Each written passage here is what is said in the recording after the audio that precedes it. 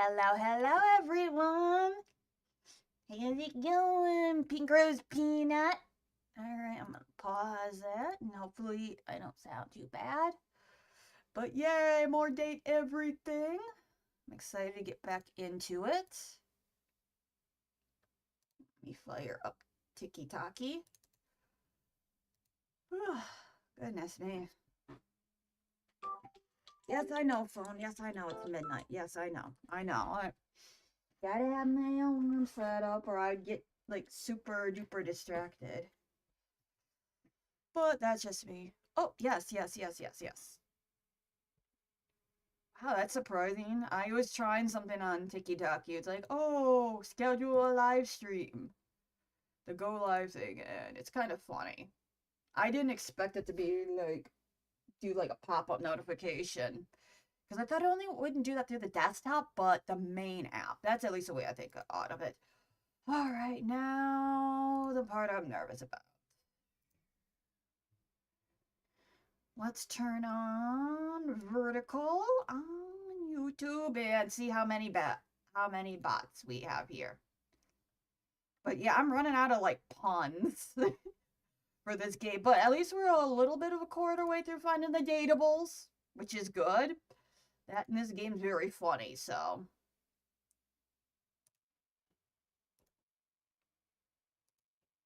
Don't know if my heart rate will end up going up that high. Because like, I don't know. Some of them were like full like Phoenix Wright or Ace Attorney like cartoonishly pun or punerific. Would that be a way to put it? But yeah, that went like way overboard with it, and I'm like, look, I can at least respect that, especially like I know some of the games like, oh, we're gonna try and translate the puns from Japanese to English. It's hard to kind of make it that's like come up with a pun that would be, I guess, would fit, if you understand what I mean. We'll go live. We'll fire up this here. Got Warado. Alright, let's get this game started here. We're gonna slide over. Check out what we're doing. Alright, we're gonna change the category here real quick. So people can't be like, oh no, I'm shocked that I wasn't warned about this and stuff.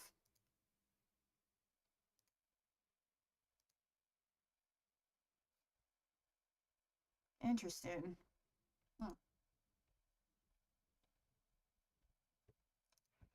That and I'm experimenting with like some different SEO type stuff lately too. All right, let me put my heart rate monitor on so it does auto clipping. Oh, gotta shut down YouTube because I was listening to music before stream, kind of trying to get myself a little hyped up. And I just having one of those days I want to lay in bed and be comfy and be. Yes, I do. I have a good chunk of them. I didn't play, what was it? Dream Drop Distance. Yeah, I never played that. I watched the Let's Play of that one. And Reaching to Memories, again, I watched, play the bits and pieces of that one. Did play Kingdom Hearts 3. Didn't play the Remind DLC. Because, again, it wasn't out, and I was just kind of grumpy about the Remind DLC. Like, the ending on Kingdom Hearts 3. It just, ooh. 2 is my favorite so far. There's some I need to play. I didn't do Fragmentary Passage, unfortunately.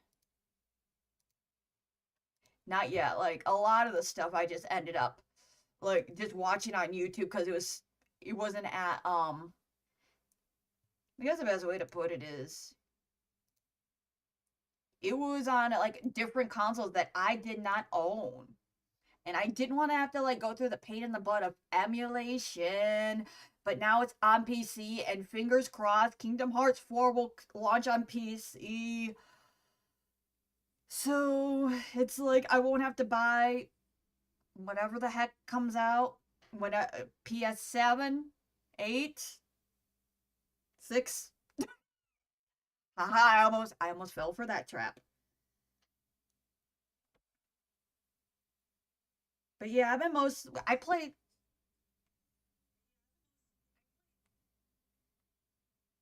But I did play a good chunk of. Holy crap, that is so loud. But I did play quite. But I did play a good. I played that and Birth by Sleep during my subathon. And I was kind of using it as Terraria as like a filler game because like while I was doing it, like streaming daily. No, I do not. Unfortunately, hadn't seen any on sale keys or anything. You know, because I applied to get keys from a bunch of different sites, and if I get them, I get them. That's the thing. Like, Monster Hunter Stories, yeah, I applied. Doesn't mean I'm gonna get squat. Alright, anyways, I need to get live on Tiki-Taki here. We're gonna go live. Huh? Oh! Cool! Okay, cool. We're good, we're good, we're good. What's going on here? Wait, welcome in everyone. I'm excited to get back to dating everything, all the fun romance and stuff. I mean, what, haven't you guys ever wanted to date your floorboards? No? No? Just me? Yeah, I usually apply for Keymailer and or Lurkit. Those are the two ones I do that I apply for. Like for other people, doesn't hurt to apply. Doesn't mean I'll get anything will go there, but it happens. All right. Anyways, all right. We got that. We got that. We got that. Where is my hand controllers? And we can get started here. But I'm excited to.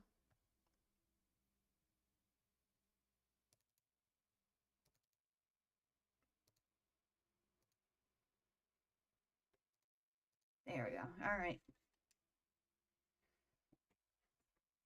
All right. Hold on. Oh, I gotta put the music on for you guys. Oh my touch just spans all over the place today. All right, we'll do this. I swear I'm not doing too much clowning around. At least right now. Do this. Do this. This.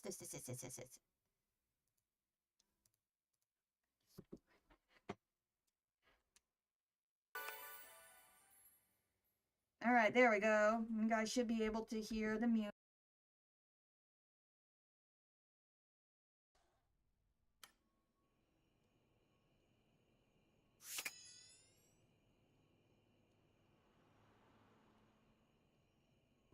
It's not too bad. Except I need to turn off my death counter because death counter in a dating game. As hilarious as that would be. Oh, gotta mute myself. All right, we gotta get back to it. There we go. Anyways, back to dating. All the fun romance and stuff. All right, so it's Tuesday night. We were going to head back up to bed. We got quite a few of the datables unlocked. But I'm excited to do it. All right, time to go to bed.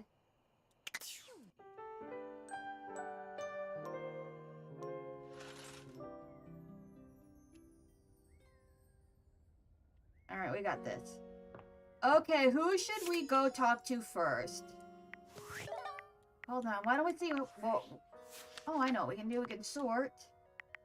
If there's any other ones we haven't done yet.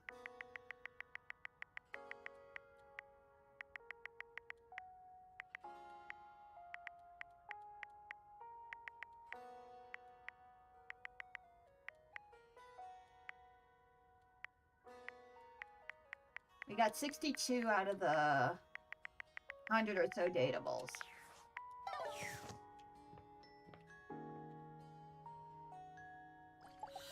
Alright, the toolbox. A handsome construction worker currently invading your space. Oh makes boy! you feel as though you've accidentally wandered into an active building site. Hi, what you up to, sweetheart? He holds up his hands to stop you from going any further. glaring at you as he looks you up and down. Whoa, whoa! Where do you think you're going? The closet. I can't let you in here without the proper PPE. But I know how to use PPE. I worked as a frontline worker during COVID, for crying out loud. I know how to wear a mask properly. I mean, you can't wear a mask wrong unless you wear it like on your ass or something, but that's a whole nother can of worms. Yeah. Hi, Tony. Tony puts his fingers to his mouth and whistles. Hey, oh, get him out of here. Wait, what? Your hard PPE? hat, your boots, your high-vis vest. But I'm standing outside the closet. I'm not fully in the closet yet. So I'm safe, you know?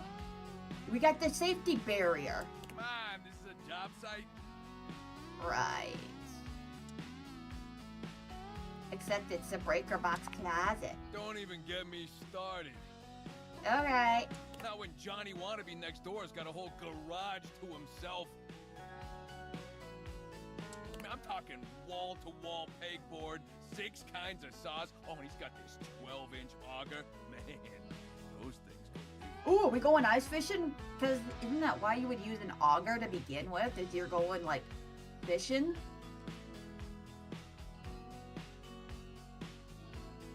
An auger? That's like a root vegetable, right? That lucky bastard. Someone's hot and bothered. Oh yeah, that lucky guy. And you're telling me 1%ers, right? Look, all I'm saying is I want a little more space, too. I didn't know having an auger made you the 1%. Very interesting. You know, for entertaining. Those like cocktail parties.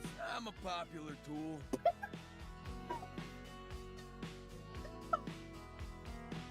I can't.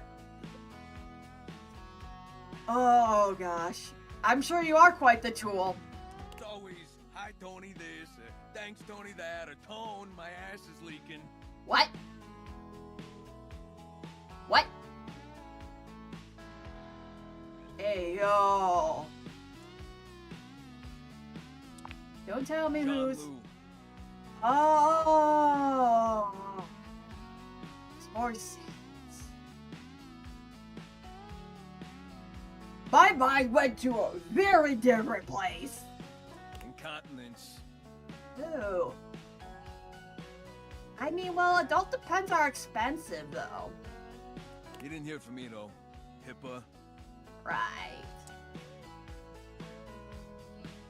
That's not how HIPAA works. Anyways, objects need somewhere bigger than this to come see me for what ails them.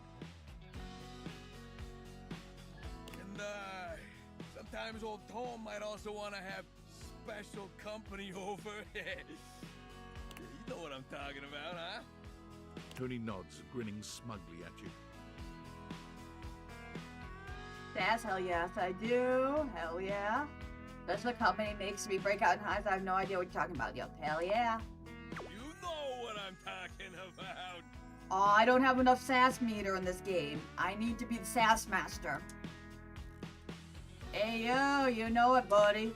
You know what I'm talking about. Oh, you know it. You know what I'm talking about, yeah. I think he's broken. He's stuck in a loop. All day, baby, all day. You know what I'm talking about? Woo! I know what you're talking about, Tony don't I? nods at you. You nod at him. And you nod at each He's other. got like peak golden both retriever entirely energy. pleased that you each know what the other is talking about. So you get it. I need more space. Space for all sorts of things I may or may not be insinuating. Makes sense. I got a pitch for you. Yeah, A drawbridge. but we don't have a moat. Like the old times. Think about it. Your lover pulls up for a date and the drawbridge lowers to let him in. Pretty freaking impressive, huh? Yeah, totally. Damn straight. Is how I would build it using my tools. No curves in this drawbridge. Flat-looking screwdriver, the pointy star-shaped one, a hammer, and that spearman gum you've had in here since April.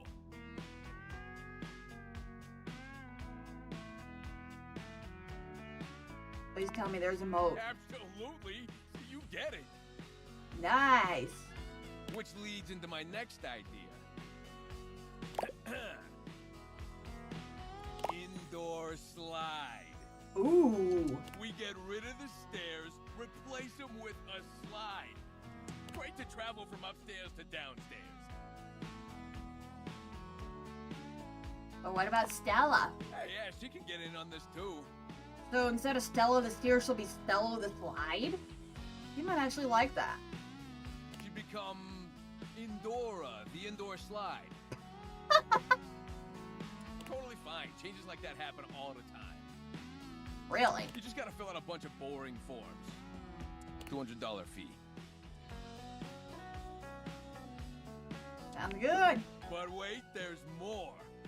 Now, how do you feel about indoor pools? Where would I put it, though? Because we rip out the floor in the living room, we can get you an indoor pool.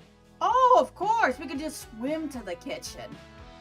Who needs, like, a floor in the living room? Why not just replace the halls with swimming pools? Sure, why not? Hey. Let me get the permits going, see if I can get my best tools on the job. Hammer's availability's been shot ever since the incident. What incident? Tony slides past your question without skipping a beat. Anyway, that's enough about that guy. Let me tell you about my best-selling workshop. It's a workshop about loving. Oh. Okay. I'm gonna make it real easy for you. You wanna take my workshop, all you gotta do is show up. No paperwork or nothing. Interesting. Now, I don't mean to hustle you out of here, but I gotta take lunch. Union rules. Gotcha. Come back later and see what we can do. You know, help you fix up your romantic affairs. I'll see you around. Alrighty. Alright, we got the boxes, the tool.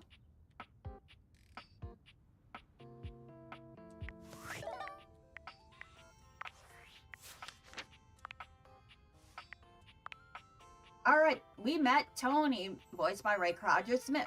You met Tony, a rough talking tool, a slinging guy ready to tackle anything you need in room. Is he Italian? We don't know. He pitched you a few projects, eventually invited you to a workshop for the romantic affairs. Come back next time. He has lots of words. He's not a tool. He's all the tools, baby. Box cross section. If you want to talk to his head, you want to take the heat of his sleazy lessons, you'll do just fine. Likes giving workshops, blueprints, and lunch breaks. Dislikes specificity. Ooh. Now, did we get the shelving yet?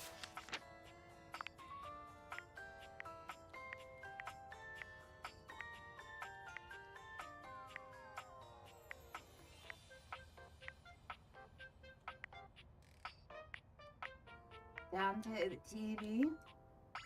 Here's Gaia. Mateo, Beverly.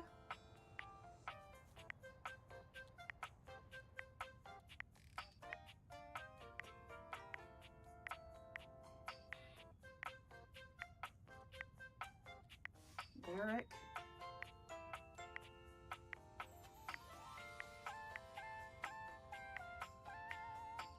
Benoit, the Hanks, Washford, Dragford, Harper.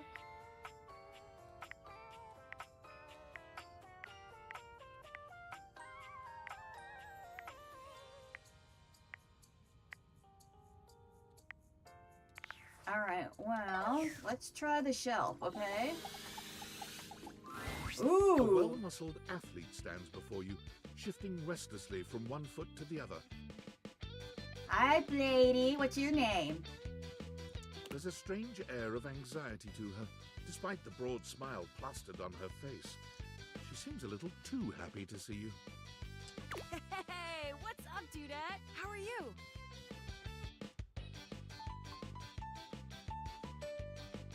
I'm good. Hell yeah, Brosafina! That's what I'm trying to hear! I can't believe we're, like, actually talking now, Dudette. Yeah.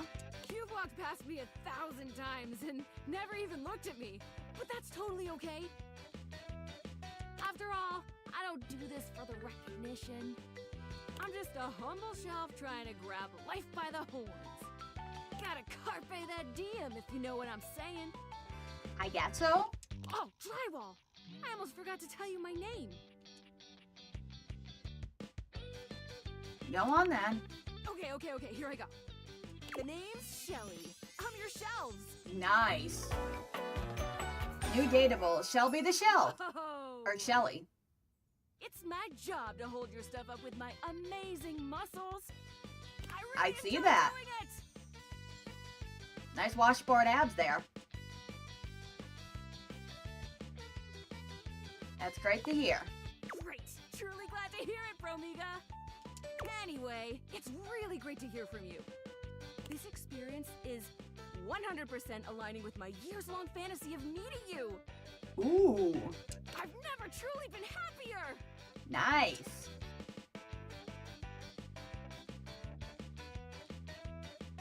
You think it was gonna be cooler? Oh no, you're amazing. 10 out of 10 human being. Why have you met a 9 out of 10 human being? Actually, not a disaster. I'm just gonna go for a completely unrelated reason.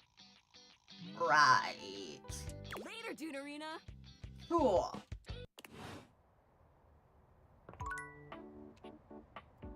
Alright, we got 3 left. We got the door, the window, box, the air.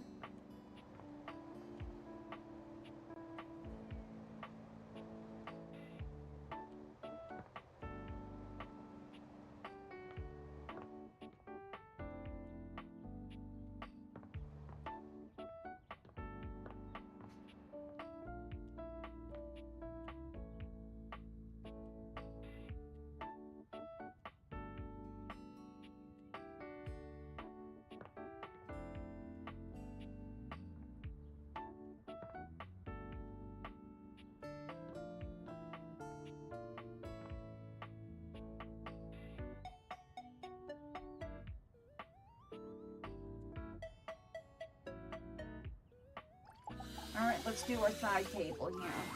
Abel was friendly the last Oh, time. nope, we saw Abel him. the table. I guess He we get to seems see him downright again. cheerful today. He's whistling when you walk up on him, though he stops when he sees you, greeting you with a broad grin. What you up to, Abel? How you doing? Oh, hey yourself, Sunshine. You seem peppy today. Oh, well, you know, sometimes a table just wants to feel heard. Had a long talk with Dasha before you got here. Ooh. Dasha. The desk, you know?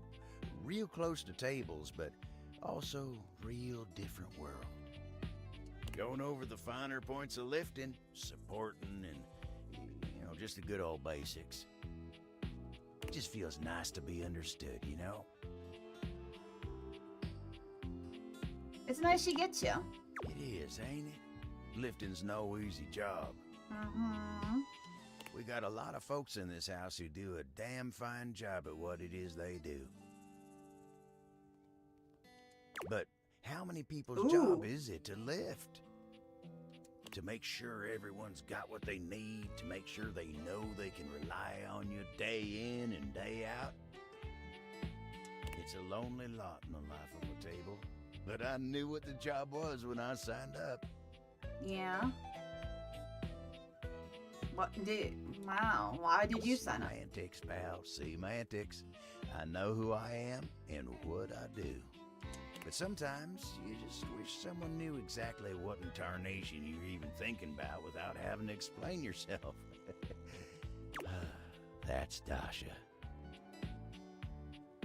Maybe you should talk to her more often. You think so? Yeah. You totally should. Oh, well, shucks. I don't know. I'd hate to bother her.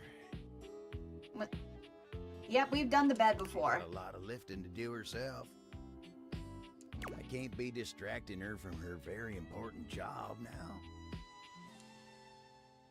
At least consider it.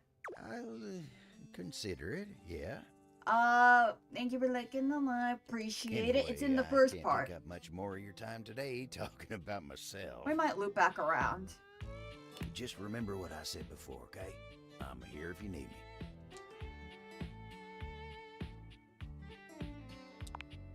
I will. You take care now. Alright. Alright, what do we got here? We can do. Can't do this.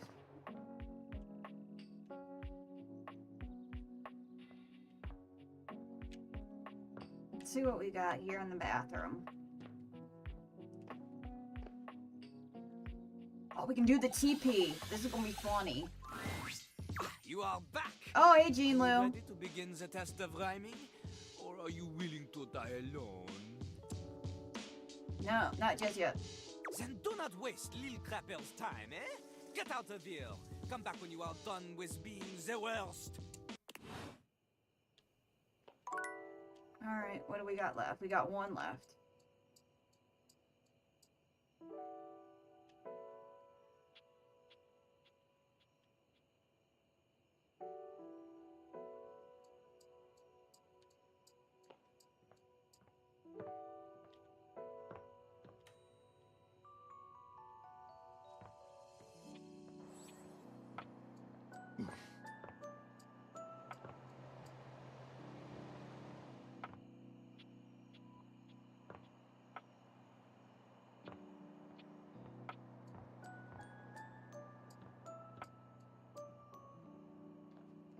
At the bathtub. What about the products?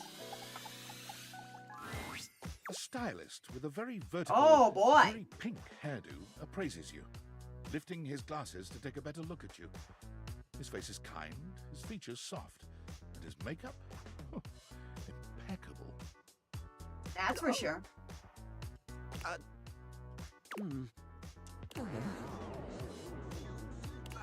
about we... Oh dear. Yeah. I'm getting lost right at the start of all this. I'm so sorry, darling. My brain runs quicker than cheap mascara sometimes. Oh, stupid Barry, disposable Barry, you're doing it again. Oh, just stop talking. We can start over. I would like that, yes. Aww. He takes a deep breath, shaking off his awkwardness and giving you Oh, a I love the friendly swatches smile. on his wrist. That's so cute. Let's take this from the perfectly coiffed top, shall we? My name is Barry Styles. I am your one-stop shop for looking good, feeling great. Not that I have to work too hard at that because, and I don't know if I made it so clear enough on this point, darling, but you are looking fabulous. Really? Why is my tracking really off?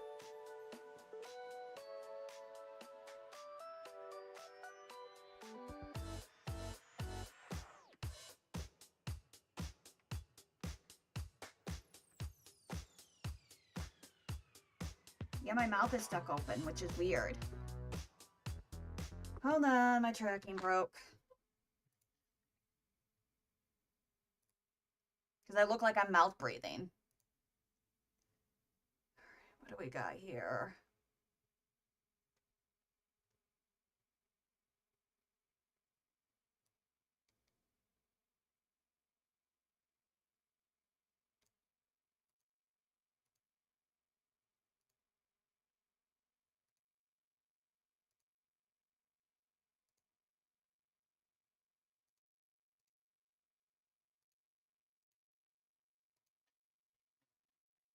All right, let's see if that's a little better. Yeah, that is a little better.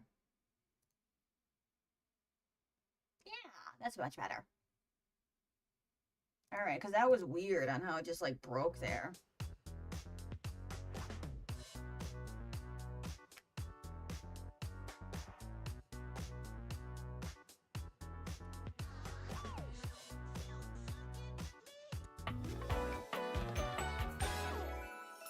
Barry Styles. I'll be honest, because I like to be clearer than a freshly unblocked pore, I really don't like talking about myself, hun. I'd much rather talk all about you. And eyebrow hydration, of course. You really cannot underestimate how important it is to avoid a thirsty brow, baby. Really? Of course. But mostly, I want to talk all about you. In fact, if you'd be so gracious as to indulge me, I'd love to really get under the skin. Do it. Oh, not literally, obviously. My products are for external use only.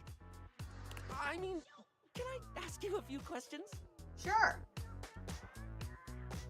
Sure, let's do it. Oh, fabulous, darling. What do we got? Okay. This is super exciting. I just love learning about what other people like. I haven't yet met with a taste I can cater to. So, with that in mind, I simply have to ask. Drum roll. Favorite brand of tweezer?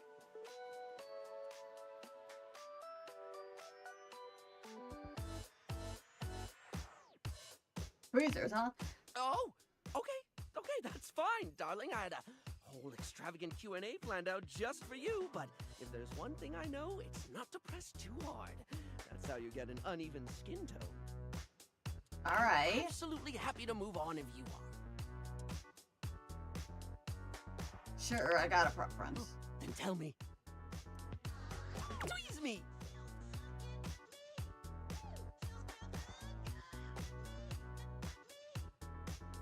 Sure, we'll do Axe. Pilot response. Classy choice. Polished Response's line of beauty products is second to I literally none, just get whatever one I can except for find at the cases where drugstore. they aren't. Everything they put out emphasizes sleek form factors that promote keen aesthetic without sacrificing functionality. Gotcha, that clean girl You wouldn't aesthetic. think tweezers could turn heads, but when you pull a Polished Response product out of your handbag, the only way it won't get noticed is if they're being upstaged by your Polished Response handbag. Ooh. So, let me just make a mental note. No need to actually write it down. Got a mind like a steel trap. At least when it comes to tweezers and tweezer-related lifestyle choices. Gotcha. Ask me to remember a job interview or doctor's appointment, and I can't help you. But random hair conditioner trivia? I could give you that for days. Do you even know what day it is? All right, next question. Sorry? Think you're asking questions? Right. The critical path. You got focus Let us there. continue right on down with... Keep the darkest secret. Oh dear. Quickly. I like surface level. Surface! Here, I'll do it. Barry, what's your favorite lipstick color? Barry, what's your favorite lipstick color? This is a good one. A classic of a beauty question. We can't have a beauty Q&A without knowing your favorite lipstick color, can we? Mine is pink. Impressive, no? Sure. That's what I said. What, pray tell, is yours?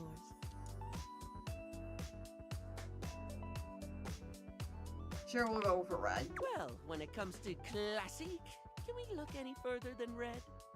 It's the look of the sexy, the sultry, and it slots neatly into almost any aesthetic. It's the first line choice of lip shade for a reason.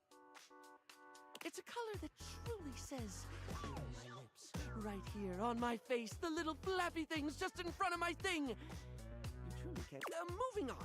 It's time for our final question. For now. That sounded threatening. Anyway, third cue. What do you think is the biggest reason to wear makeup? Feel confident, sexy, to feel unique, to feel like someone else. Why not do it to feel unique? Oh, very much yes, darling. Standing out from the You crowd. get to be silly I love it. and do something different. A sublime way to feel good about yourself, so long as you're into the attention, of course. Not everyone appreciates someone who sets themselves apart. Know what I mean? There's always going to be those who want conformity to keep you comfortably quiet. Maybe they're jealous of the self-confidence needed to be boldly different. Or maybe they're just self-centered and think their idea of normal is the only way to be. I've met my fair share of traditionalists who just take the unique and they tamper it and batter it until it fits their template. Don't ever let them take the hammer to you. Gotcha. Sorry, I spoke a lot again. Of course I did. I'm an overshare. Need to stop that. It's fine. You don't need to Barry keep still looks apologizing. embarrassed, but a sweet little flush comes over his pale cheeks, and he smiles at you.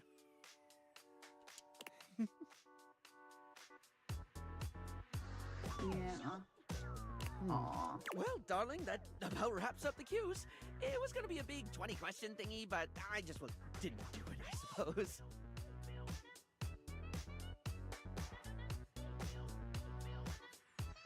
Plus, I forgot half the ideas I had for it when I thought about combs for an hour. Right. It's no biggie. Yeah, maybe I'll have a fourth question next time. Big. Not that bright, are ya? Alright.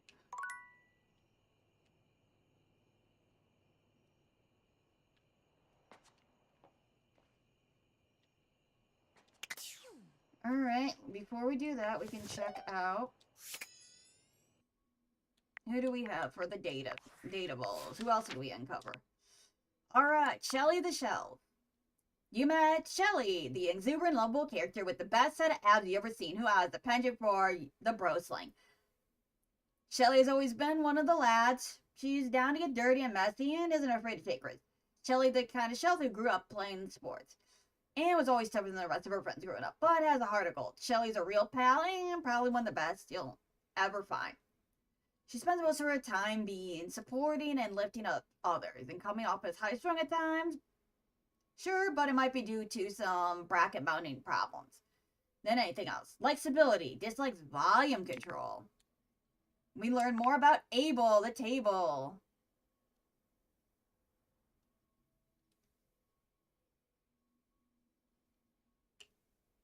What did we learn? You last saw Abel. He was talking about Dasha, by whom he feels truly understands her a bit more often. Come see when you're ready for the battle with him. Barry Styles, you met, voiced by Nick Wolfhard. You met Barry, flamboyant yet laid-back beauty guru. Come to see him anytime, perfectly set. Barry's flamboyant yet chill, fun yet empathetic, untouchably cool yet somehow one of the your biggest fans. He loves dramas, mostly an observer, content to skid over the face of whatever's happening. He comes off as quite confident, but internally is more than a little nervous of being replaced. He can sometimes be a little ditzy, though, is self-aware. It's him to prepare the parentheticals, darling. Likes interest and likes, dislikes, disinterest and dislikes. Wow. And Shelly was voiced by Abby Trott. Alright, time to go to bed. Go to bed. Go to bed. Go to bed. Nice. Alright, who do we go next?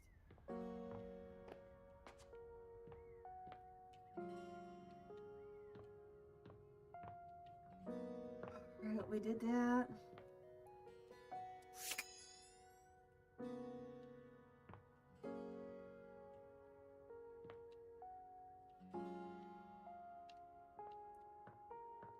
Nope.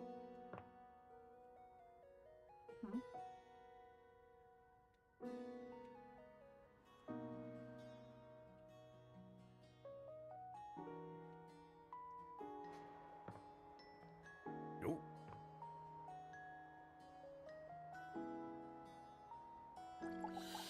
Here, we'll do the ceiling. Be there in a moment. An utterly charming secretary hurries into view, giving you an apologetic nod. Hello there. What can I do for you? Let's see, what would her name be? Cynthia Ceiling? Her greeting is cut short, as she seems to recognize you mid-sentence. Oh. Oh my goodness gracious, it's the human. Yeah. Florence!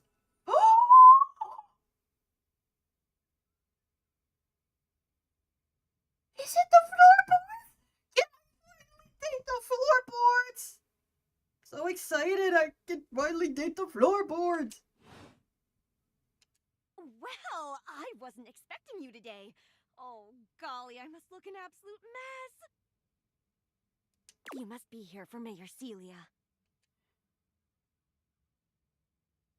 Mayor Celia? Oh, you don't know. I completely understand. You must be such a busy bee running around and taking care of all of us here in the house. I would have time to remember every little detail. Yeah? Mayor Celia runs things around here, keeps an eye on all the citizens, makes sure the wheels are greased so nothing squeaks. You know, that sort of thing. I Right. help her out when I can. But if we're being honest, she does most of the heavy lifting around here. Keeps a Aw. roof over everyone's heads. Literally, she's the ceiling. I could pencil you in for an appointment, if you'd like. Sure.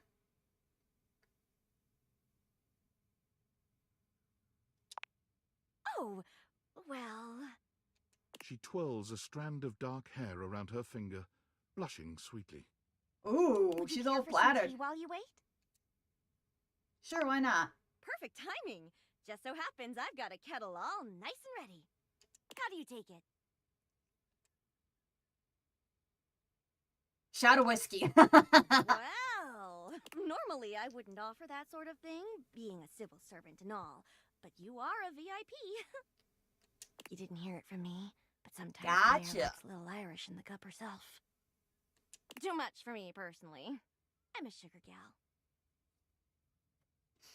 Here you are. Nice.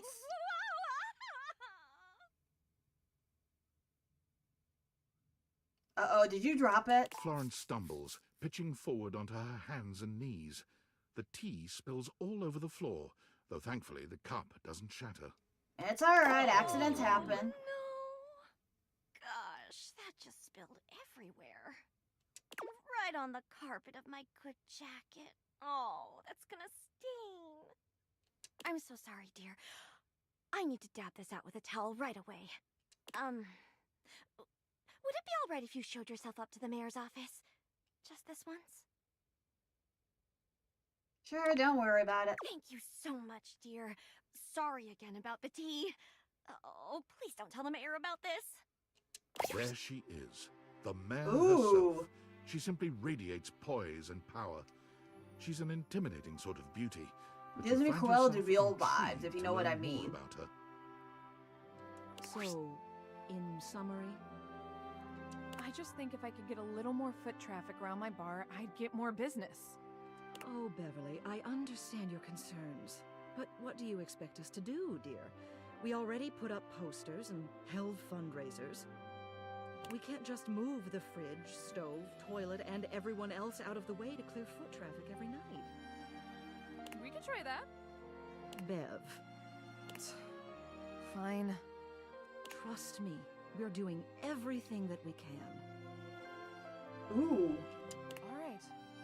But if nobody's in by next week, I'll be back. I'm sure you will, darling. Celia presses an intercom button on her desk.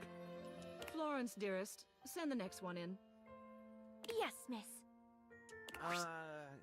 Hi. Hello, Mateo's here. Mateo.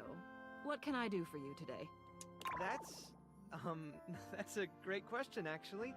Now that I'm here, I can't even remember. Isn't it funny how that always happens? Right when you need to think of something to say, your brain just sort of goes blank? You know what? It was probably nothing. I don't want to waste your time. I know how busy you are. I'll just see myself out. Mateo, come, sit. Tell me what's bothering you. Right. It's just... Go on. It's Lux. They're kind of pulling cords around the house, refusing to pick up after themselves, keeping the whole bedroom up late with their streams. It's really been stressful for the inanimals. And I don't want to get anyone in trouble, but it's just been a lot, and... All right, Mateo, all right. Lux, you said. Yes, ma'am. I'll have someone take care of it. Uh-oh. Thank you. Next. Oh! Hi. Hello, Wallace, darling. Yeah? Remember from last week? It's on the On the docket. Yeah? nothing of it. And then what happened? Next. Oh, it's you. I don't believe we've formally met. Mayor Celia. I'm also the president of the HOA. That's Home Objects Association. Right.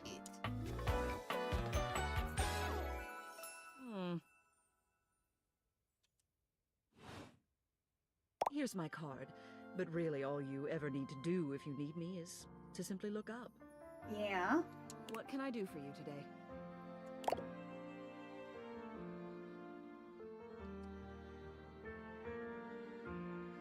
Trying to get the lay of my land. I wanted to meet the mayor. Well then. Hello. Meeting successful. Yay! Never a bad idea to make sure everybody knows your face. We're important here. Mm-hmm. Some sit back and wait for others to plan things. Others simply do them. You and I, we're doers. Nice. Absolutely. I've seen you zipping back and forth around the house, running here and there. You seem like a reliable sort. I wonder if I might ask you a favor. Sure. It's about my assistant, Florence. She seems nice. She is an absolute dear. Although sometimes I fear it gets her into trouble. She's such a kind thing, but that means she lets people walk all over her. Sometimes I worry the wrong sort might be taking advantage of her. I've noticed that whenever we go to lunch together, she never seems to buy herself anything. Yeah? What's more, she's been pinching every penny you've dropped on her like a miser. I suspect she might be having financial issues. The office pays her well, of course. She's an invaluable assistant. I think it's possible someone might be fleecing her. I think it's a I'd stair like lady. to formally ask for your help. I may be her boss, but Florence would never give me a straight answer if she thought it might upset me. However, she's quite friendly with strangers. And technically speaking, as the owner of the house, you outrank me. Maybe you could get something out of her. What do you say? Would you do me a favor and look into this matter? Quietly? Sure, why not? I'll look into it. Thank you. I'll be waiting. Hopefully it's nothing. What else do you need? Tell me. I want to see you. You have done so. Keep well.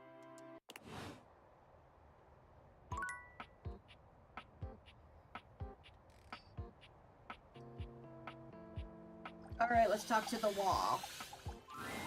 How does one even describe a warrior like this? A veritable, well, wall of muscle stands before you. It's almost wall. Wow. Wall. Wow. Wall. Wall.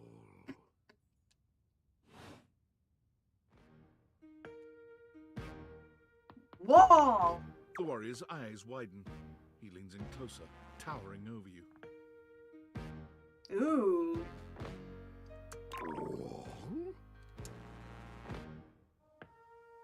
Wow, wow, wow. He throws his head back in a belly laugh that echoes through the house.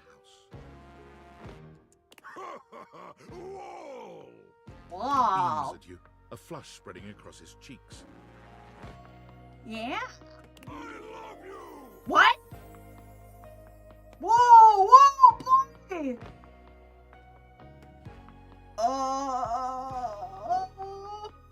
I thought you could only say wall. Yikes.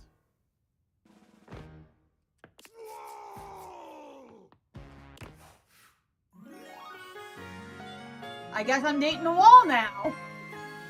Huh.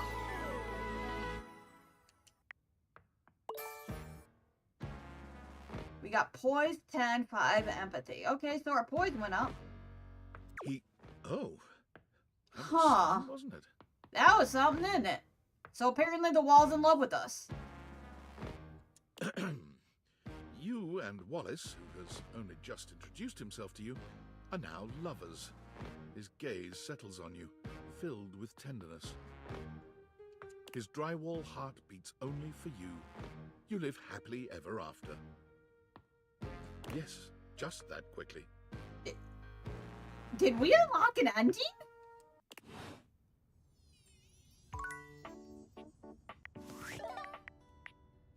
Hold on. Hold the phone.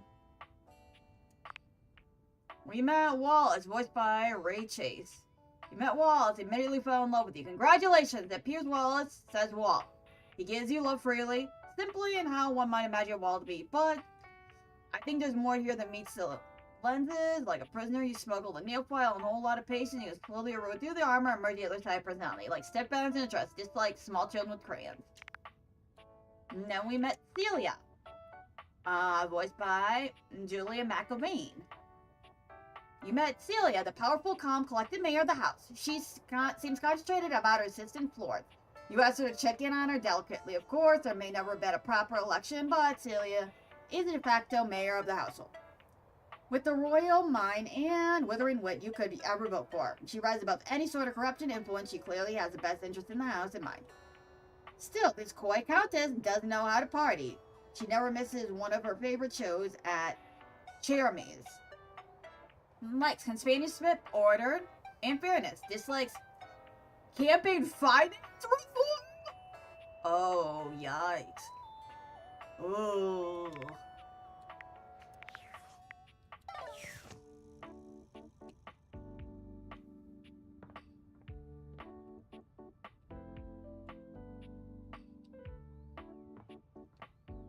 Alright, let's go down here.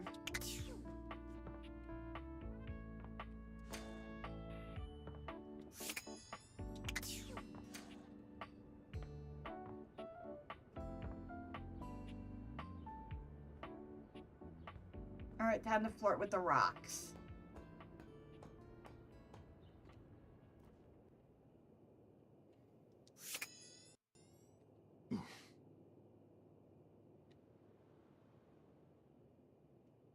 Can I date the rocks? No, I can't. I can flirt with a mouse trap, though. Alright, let's get the heck back up here.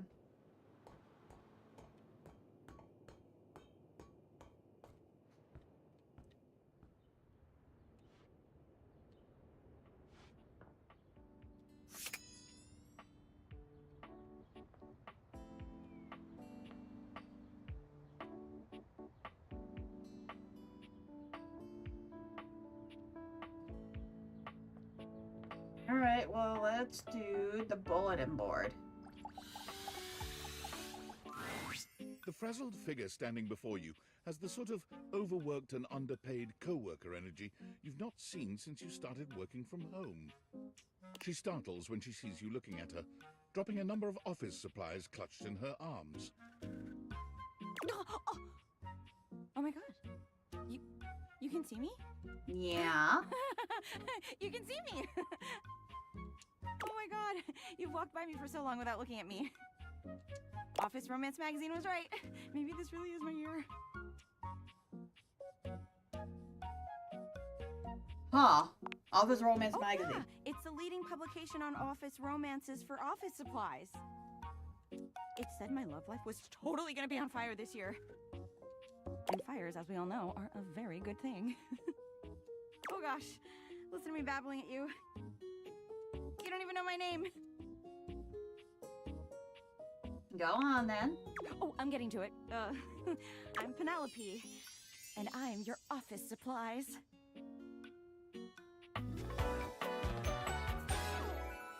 Yay! Which, boy, let me tell you, you sure haven't used those in a while. No, I have not. Well, everything's online now. Yeah. But it's great that you're here, though, because now you can bear witness. To what? To the resurrection of Penelope office supplies! Huh. So what if no one's using me like they used to? Yeah? Not dead yet. You're right, queen. 1 foot in the grave. You're cute to be single.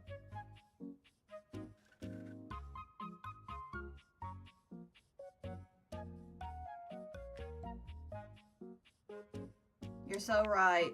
Yeah!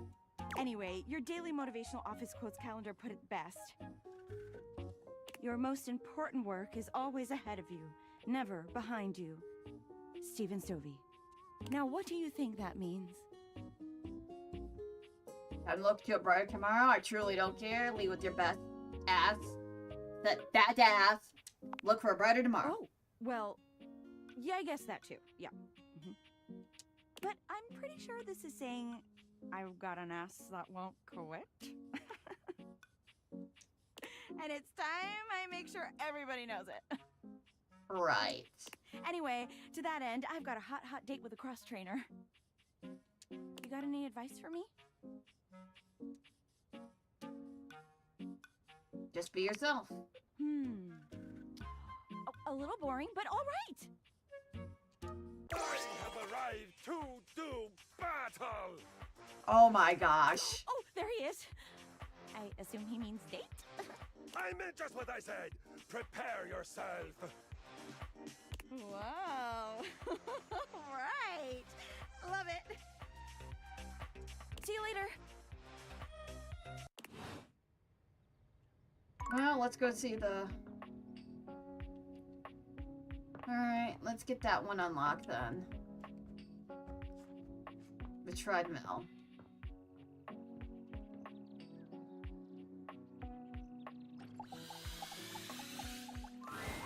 You're forced to crane your neck upwards as you try to take in the entirety of the blonde Viking towering over you. He stares down at you, cutting a truly intimidating figure. Oh. He says nothing for several minutes. You begin to wonder if perhaps your cross-trainer is broken.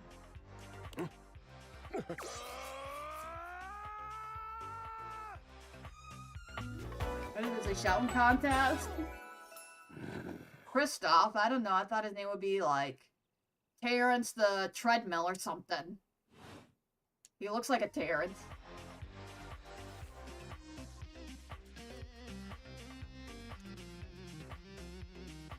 Hey there, that was some scream, isn't it? Hay is for horses. Indeed they are. And yes, it was a fine battle cry.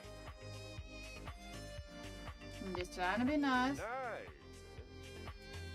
I don't know you, and you don't know me, and it does seem safer for you to be. Polite. Safer. Yes, safer. If you haven't noticed my rippling warrior's build, I invite you to inspect me more closely.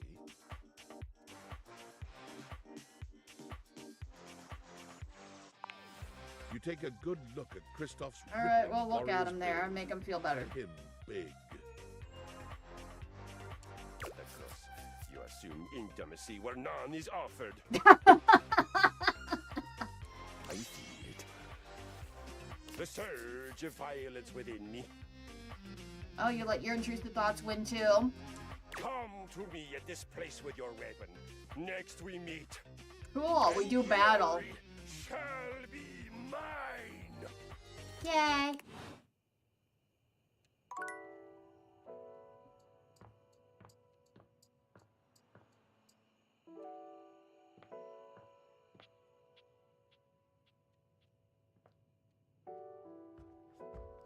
I guess we'll try and go for the desk next.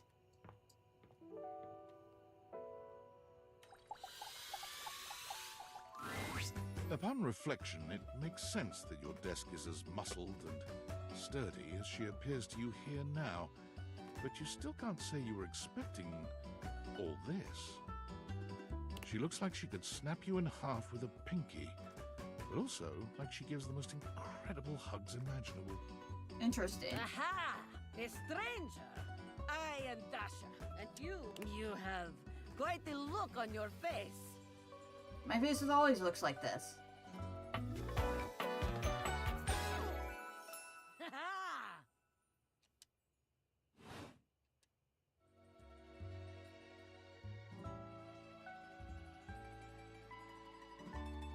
You have quite I more do. muscles. I am very good at hugging.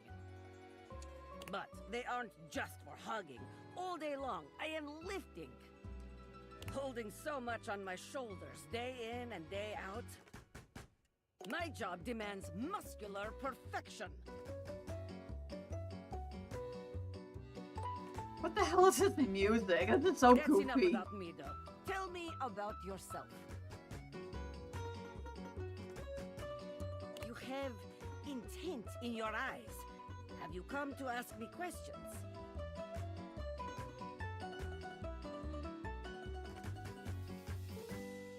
You're quite perceptive, aren't you? I see much here through the day.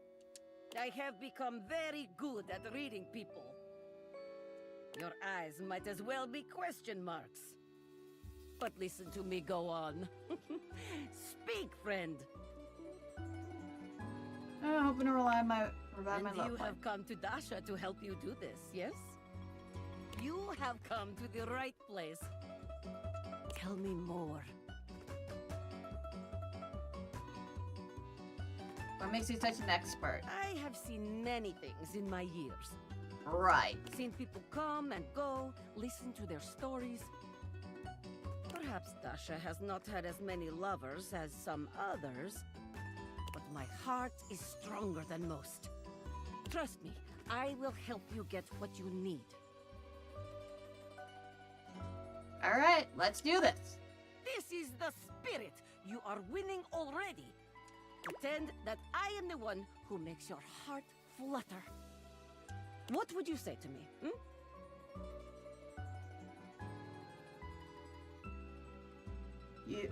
You are the one who makes my heart flutter. I think I need to go to the bathroom. Hello, handsome.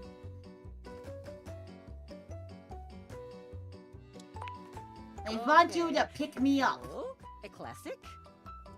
We must work on warmer opening, but it is a start. I want you to bend me in half. Okay. Perhaps there is too much pressure. Perhaps we must go back to basics.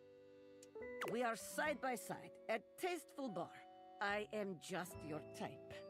All right. You wish to impress me. How do you get my attention? Oh no! Oh god! Paris! Nice muscles. Can you pick me up with your mind sharing your ultra regimen? Oh boy. Oh, I don't know if I can read this top one. Okay. Calm down, Andrew. Calm down. I'm getting all embarrassed. Brush my hair between your thighs like watermelon, mom. Oh gosh! Oh my gosh! I see you have excellent taste. There is truly nothing greater in life than the pursuit of gains. Here is my number, fellow muscle enthusiast. Ow. Now, the question is, will you know what to be doing with this number? I tear it to a piece and throw it at you like so much confetti. Carefully pull in my pocket, then call you after read the amount of time. Call you right away. This one? Yes, tasteful, classy, excellent. I mean, it works. Excellent work today. Come meet me another time if you wish to continue your lessons. I have much work to do, but I have enjoyed our time together here. Alright, see you, Dasha. See you next time. Is that it? Yep, alright, let's see what we got here before we go to... Alright, we're at 71 out of...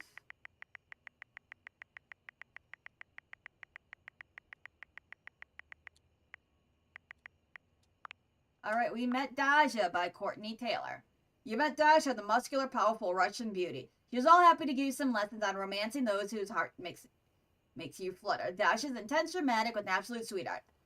All at once, she's a Russian lifter with a stoic and sensible edge, but sharp, sly sense of humor. Headstrong supporter to a fault. She never hesitates to put others' needs before her own. As such, Dasha isn't used to getting her attention herself, especially if she has anything to do with it. Do with their secret wishes, like strong, dislike stinky. Penelope. You met Penelope, voiced by Amy Carrao. You met Penelope, our frazzled, overwhelmed collection of office supplies. She's off to a date with a rather hostile-looking Kristoff cross-trainer.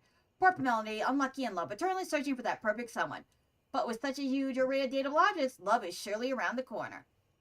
Or is it around the kitchen? Or the attic? Or outside? Like inspirational clothes. And taking pictures and pizza dislikes not being seen. And then we have Kristoff by Troy Baker, who's doing quite the voice. You met Kristoff, a towering blonde Viking who seems to be eager to do battle. When you next go to his boat, it appears the glory shall go to the victor. Did you know that Vikings are famous raiders and traders of culture makers? Because Kristoff does. He can't wait to tell you all about it. Very into violence, that one. Go hang with him. You're looking at that kind of good time. That'll leave you sore in the morning. Likes battle, weapons, and brave. Dislikes cowardice, indolence, and foolishness. Alright, time to go upstairs.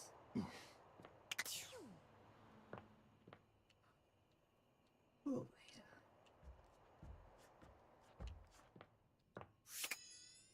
alright, we're gonna save.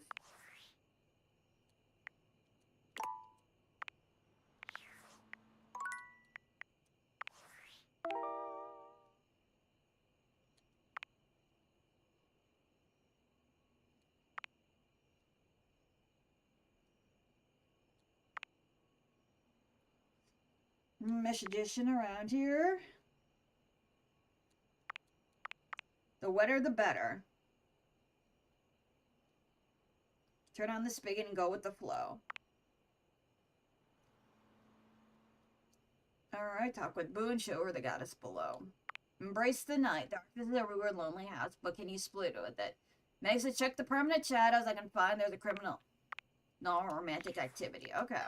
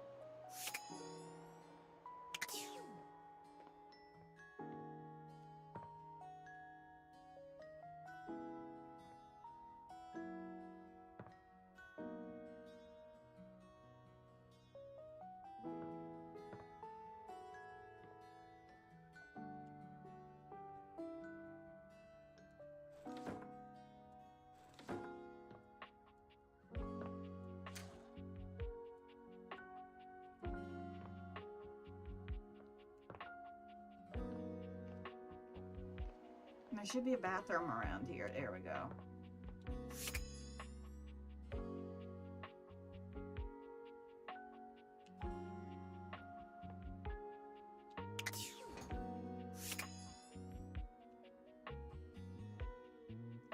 Alright, let's talk to the shower. It's jarring to hear someone else's voice singing in your shower. After all, you haven't brought anybody home since you've been here. But this isn't some forgotten paramour from the night before. There's a singer in your bathroom, and he's using your showerhead as a microphone. While his singing may be less than professional, he certainly looks the part. Yeah, he certainly does. His handsome face is framed by glistening ringlet curls, and his clothing has a sterile, hygienic vibe. A stark contrast to the smouldering, sensitive artist you see before you. Wet hot love. Oh, wait, hey! Oh, jeepers. Didn't hear you come in. I weren't expecting company, especially such a ravishing company. Come right on in, darling. Be sure to wear a shower cap or you're gonna get yourself mighty wet.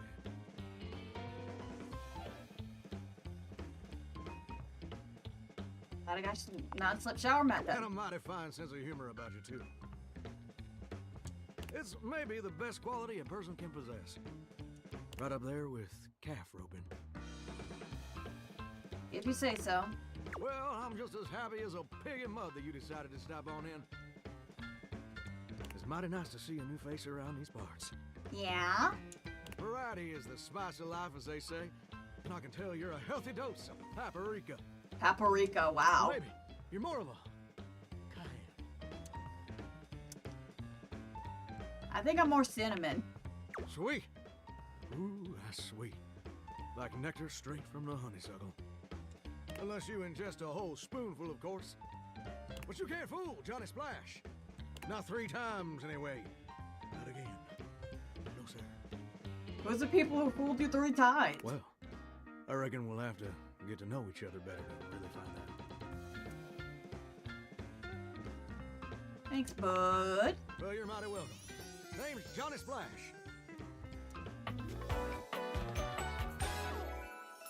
Whoa!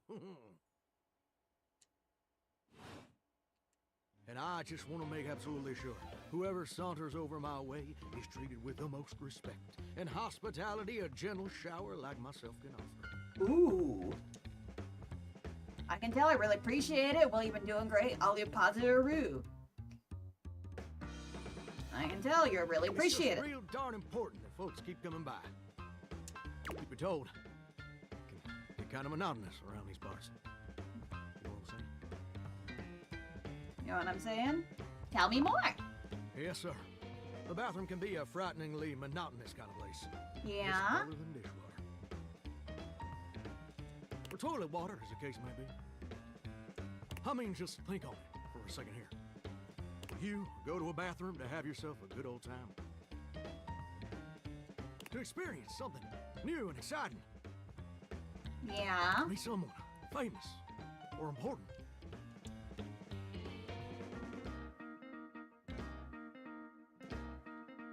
Depends on the bathroom. See, that's exactly my point. That's just not what your average bathroom is for. Your common bathroom is a utilitarian kind of joint. Sure, it's useful and consistent, but it ain't a particularly lively spot. Ain't no nightclubs in no bathrooms. You know what I'm saying? Maybe if I flunked out in 2nd grade. Again, depends on the bathroom. Sure. Do you know what I usually spend all my time doing around here? Really?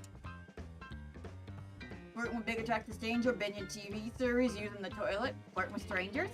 Heck, I wish. Truth is, darling, I spend 99% of my day sitting around doing absolutely nothing at all. Do you know how long it takes the average person to shower? 12 minutes. Oh, that's positively accurate. It takes the average person 12 minutes.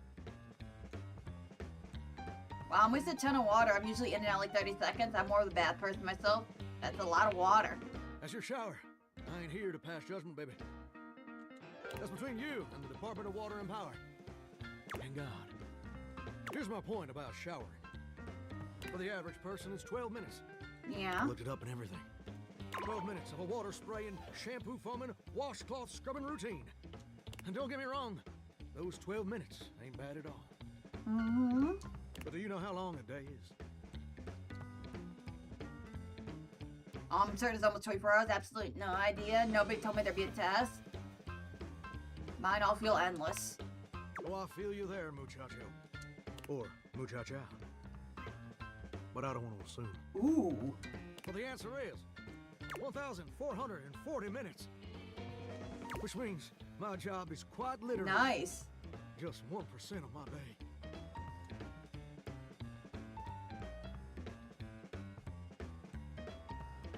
Percent of the day grooming my armpit hair. And that's the problem. It's gosh darn terrible is what it is. See, I'm a shower. If I ain't being used, it ain't like I can just get up, go boogieing down at the dance hall or something. Yeah? Can't just hop on over to the malt shop for a milkshake and some light canoodling. No? No. just here, perpetually stuck in this humdrum, go-nowhere existence. Do you know how that makes me feel? Awful. Terrible. You're gosh darn right. Sorry for swearing, Mama. Ooh. It makes me feel unfulfilled, listless. Bored stiff, like a scarecrow in a cornfield. Like I'm gonna be stuck here forever. And all my dreams ain't never gonna come true.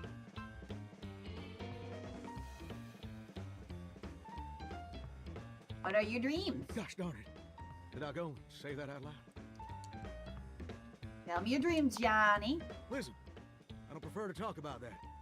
There just ain't much reason to have your head up in the clouds when your pipes are firmly bolted to the drywall.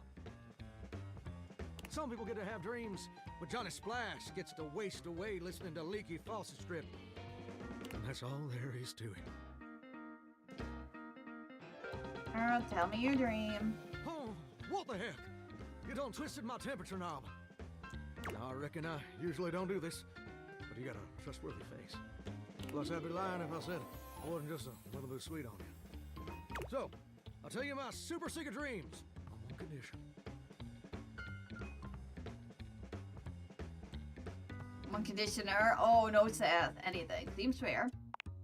Come back and visit me again tomorrow.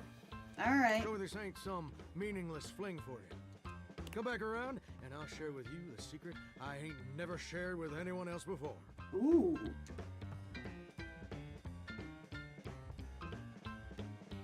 I will. Hope I'll see you then. Now you better mosey on out of here quick. Plumbers are coming soon to fix my water pressure issues. Uh-huh.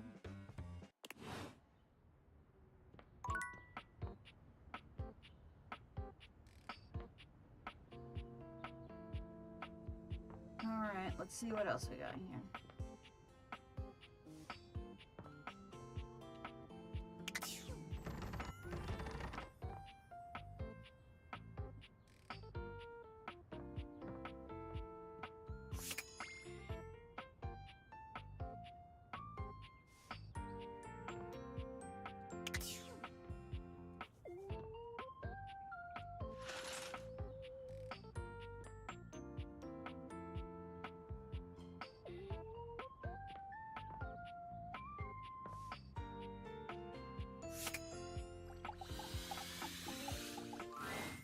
Again, nothing. The greats. The greats are calling.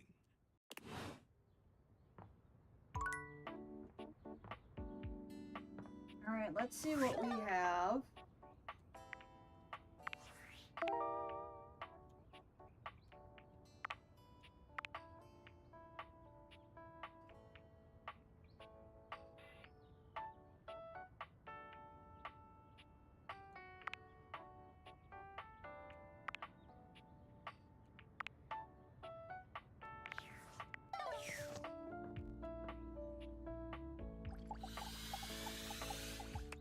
Oh. Alright, let's see. We got this here.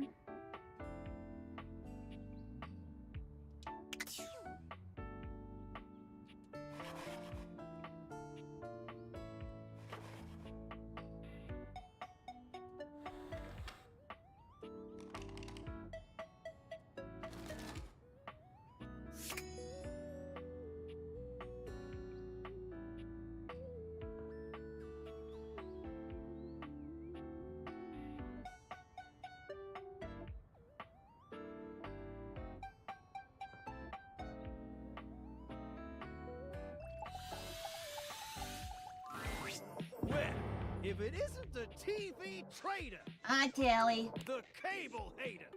Seeing you back around here feels absurd. I don't carry Valdiviflix. Ain't you heard? Sashay away. Don't have a cow, man. Careful, misfit. That's a my bit. And infringing on my intellectual property, I won't permit. Noted. Well, I'm just so elated to have my remote reactivated. Are your eyeballs properly lubricated? Something like that. They're about to be totally captivated. Shoot, I forgot to lubricate them. Never let proper eye care slip by. They get too dry, they'll ossify. Very true. Yeah, well, reading's for suckers. Ready to unplug from the slog and clear the mental fog with 5,000 channels of premium content in analog?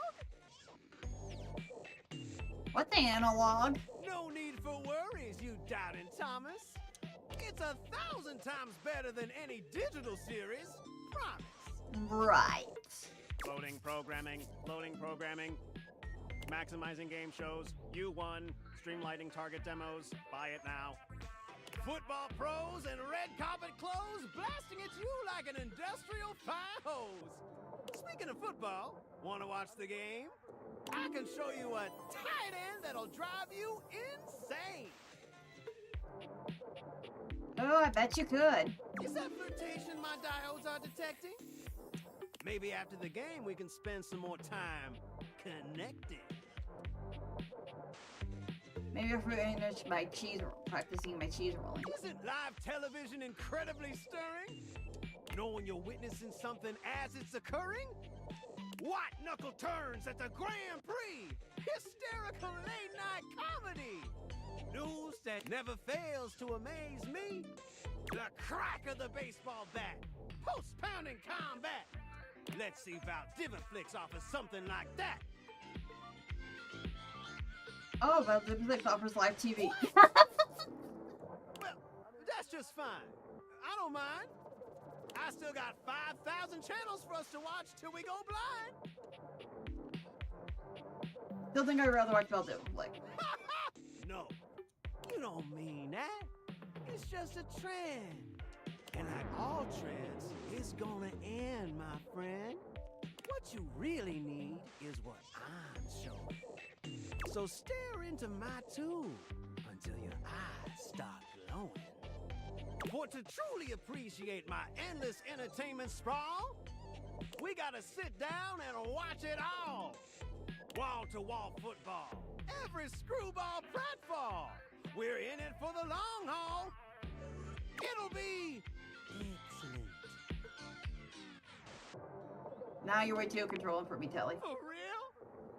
That's how you feel? Well, I'm not gonna waste my energy with some Diviflix junkie who doesn't value me. You're the absolute worst!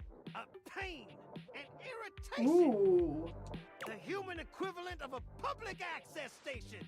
I like watching Sorry to paint be dry. honest, and I don't want to provoke, but we'd both be way better off if you just lose the remote! No soup for you!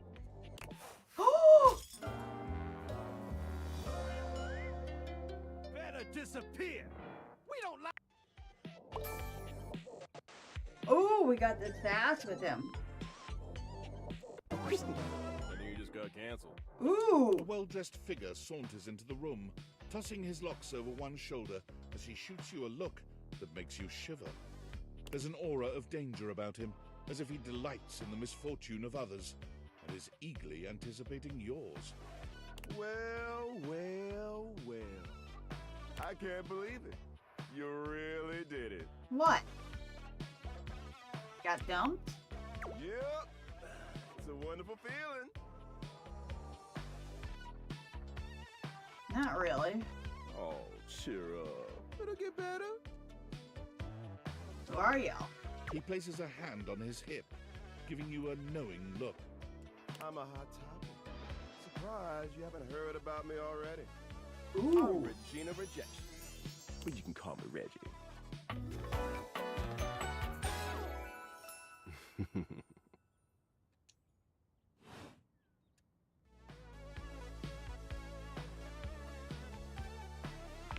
What do you want? I like to come in every time you get a hate ending and dig in the sights. It's kind of what I do, being rejection after all. Ooh. So you appear after when I get rejected, huh? I like to think of it as a nice consolation prize. Well, fuck me. I'll be delighted, but I'm gonna make you work a little harder for it than that. Listen, bitch. I'm giving you special access to me here on this app I'm putting on your phone. Have a chat, anytime you like. Ooh, boy. Reggie takes your phone, typing something into it. He turns your phone Well, at back least we're around to unlocking show all you the a funny data little balls, at icon least. That looks like a broken heart. What happens if we get rejected by everyone? We'll just have to wait and see. That'll be a feat. Ooh. I'll come by to check on your progress if that's your goal. Let's just say, I really can't wait.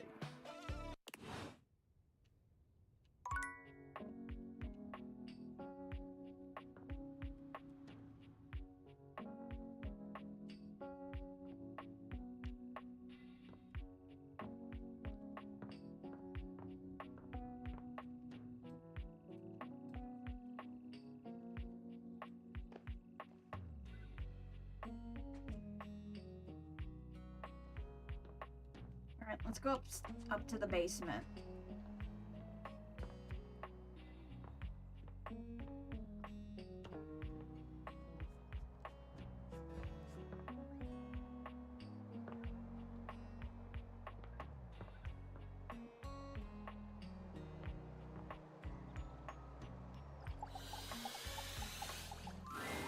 It takes you just a moment to properly Oh, evaluate boy. the figure standing Ain't that before you. something?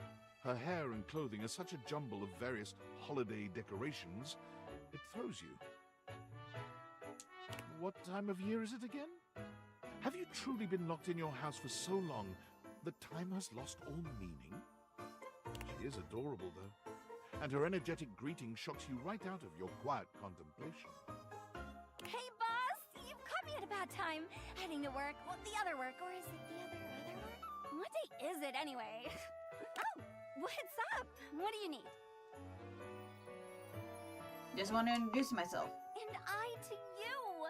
So many things and so little time. Makes you want to cry, cry, cry. That was bad. Ooh. I'm Holly, by the way. Holly Jolly? Hi! Hi. Oh, and who are you? Did you already say?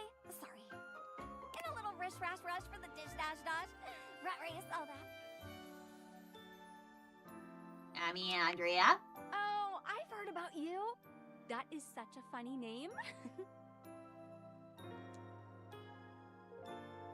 What you heard? Just some tidbits. Anywho, I'm so sorry, but I'm already running late.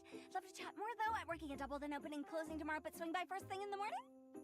That's when I'm usually able to sleep. That work? Sure. Great.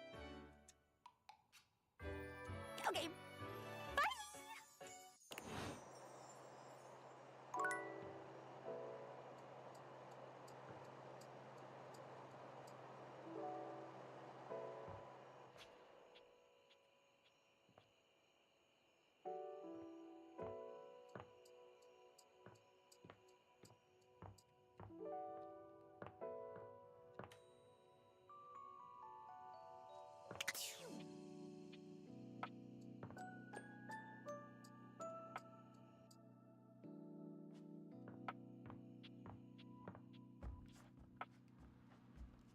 I guess we can go to the, what is it?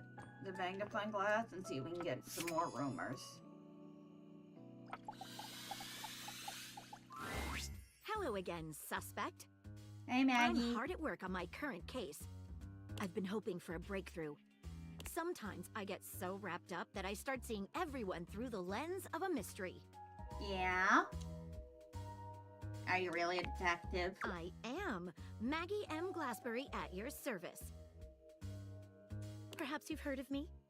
I've acquired a modest reputation as a result of some of my previous work.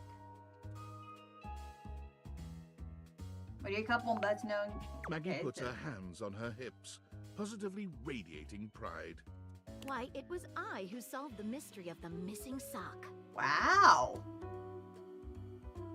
That was you? Wow. A brief interview with the Stackables and a chat with Dirk was all it took to sort that case out. The sock was in the depths of Harper's hamper. Glad someone got to the bottom of I it. also cracked the caper of the self-generating dust rabbits. Really? Where'd they all come from? Static electricity. It causes particles to accumulate around pieces of hair. Neat. Your hair, to be exact. They form undisturbed, indead air pockets. That's why they hang out under the couch. My hair, you say? It matched the evidence, and I ruled out every other possibility. By the power of deductive reasoning, I determined that you were, in fact, the culprit. No getting around you, I see. I pride myself on that. What mystery are you trying to solve? Lately, I've been taxing my lens to the utmost on a very interesting case. I'm trying to get to the bottom of a mysterious love letter. It was delivered to Dorian last night. Ooh. Tell me more.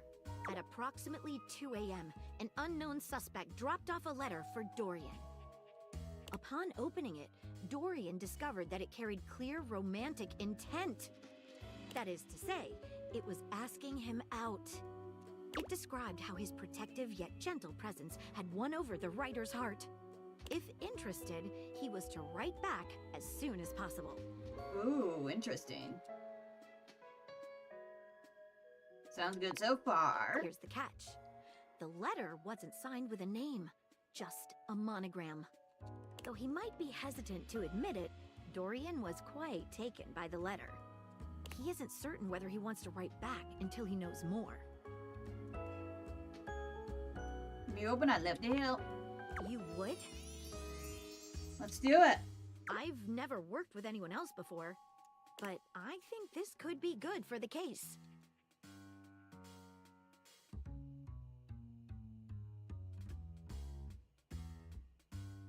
Mind you give me whatever clues you got. The case is pretty thin, but we've got a couple of clues. Ooh. First of all, the paper the note was written on was somewhat interesting.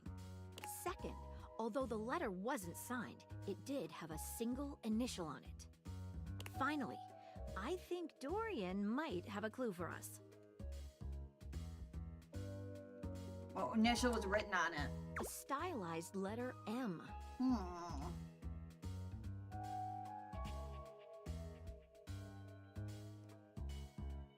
Birth initial? Seems likely.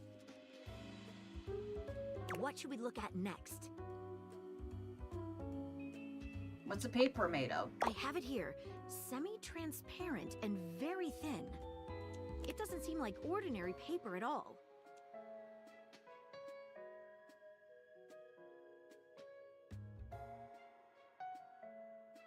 Let's try cutting it with scissors. She gives the paper a careful test snip. Cuts just like normal. What else should we try with the paper? Tasting it? Taste it? If you say so. She carefully dabs a corner of the paper against her tongue. How interesting. It's edible and tastes slightly starchy. What else should we try with the paper? Try dipping it into a small corner She of dips water. a corner of the paper into a small glass of water. Look at that.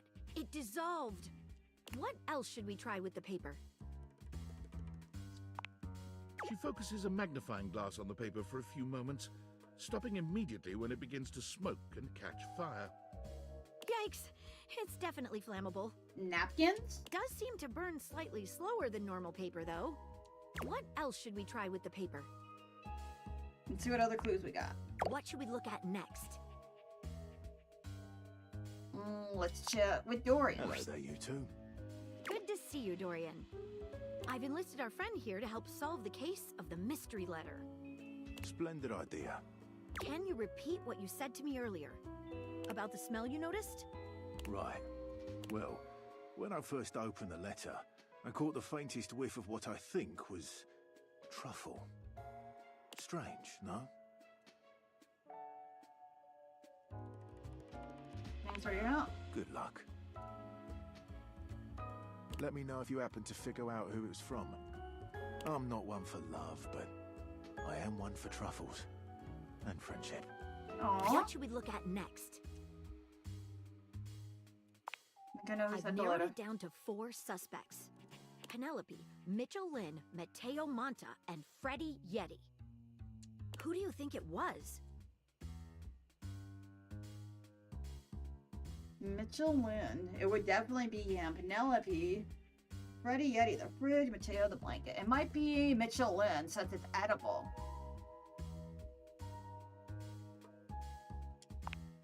Wait a minute. I think you might just be right. The stylized letter M is his signature. The smell Dorian noticed makes sense now, and the paper. It's gotta be rice paper. Yeah. The smell of truffles came from the gourmand Mitchell Lynn. You did it.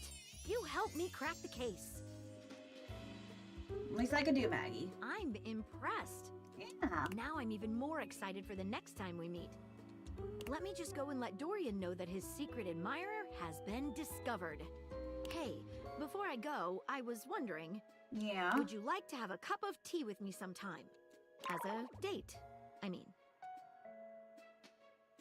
Sure. Maggie lets out a girlish squeal. Amazing! Aw, she's so cute! Oh, yes. Calm down, Maggie.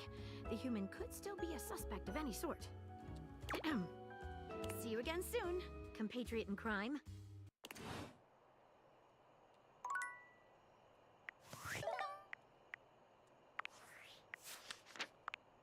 Alright, we met Johnny Splash. Again, another one voiced by Robbie Damon. Alright, you met Johnny Splash, a hunka burning love wrapped in a shower curtain. He gets you come back with a hero's secret never shared to anyone before. There's nobody like Johnny Splash, and Johnny Splash ain't like nobody else. It seems like his personality, speech patterns, dress, and overall vibe are reminiscent of someone living. Or dead. You're simply barking up the wrong pipe. Like Spain, fortune, everything that goes with it. Dislike snark. Alright, Maggie helped her solve a case. She invited you to have a tea as a date. You gave some rumors that Pro hunting them down. Holly, voiced by Brianna Knickerbocker. You met Holly. She's very sweet and eager to befriend you, but is apparently very busy working. She said you'd come first thing in the morning. Impossible, positive, in the dreamy situation. Holly is a ray of sunshine and sunless spaces. She's messy, disorganized, and even excitable about anything, whatever flavor a month is. She's currently talking about. The kind of person who starts preparing for Blissmas the day after a Halloween. She's also wildly distractible. And while she adores her found family, she's terrible at scheduling time due to with the notorious time for working holidays. She's stuck in the cycle of both adoring festivity but never allowing herself to enjoy them. Like jingling, ringling, tingling, and ting-ting-tingling. Dislikes Jerry. Alright, Reggie. Voiced by Bill Butts. Reggie rejection. You met Reggie, fight over your failed relationship. You'll see him around, lurking past vision, possibly hating objects rather than dating them. She'll give you a jab now and then, but he'll think you're ultimately harmless. It's a dirty job. Someone's got to do it. Likes hate, rejection, and himself. Dislikes love, friendship, and anyone else. Ooh.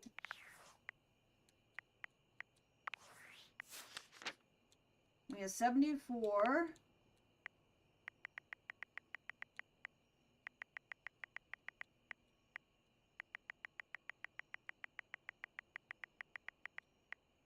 Out of...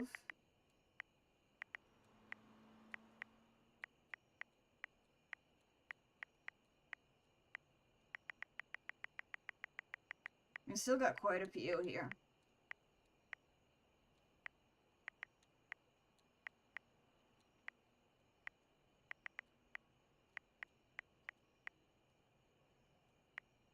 Ooh, I think I know who she is. I think she's the racket that we have in the closet.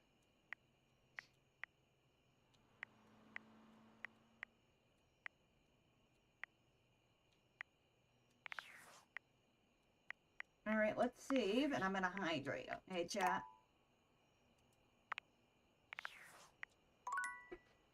Alright, I'm gonna stretch and hydrate real quick, chat.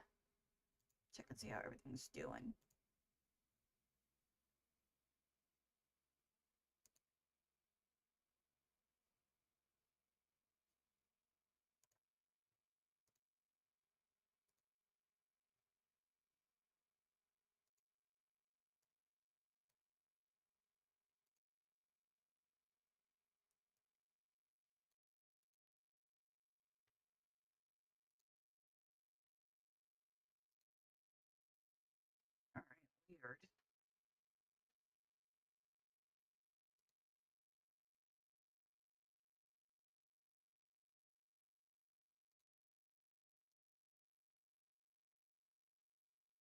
What we'll do is we'll run ads then.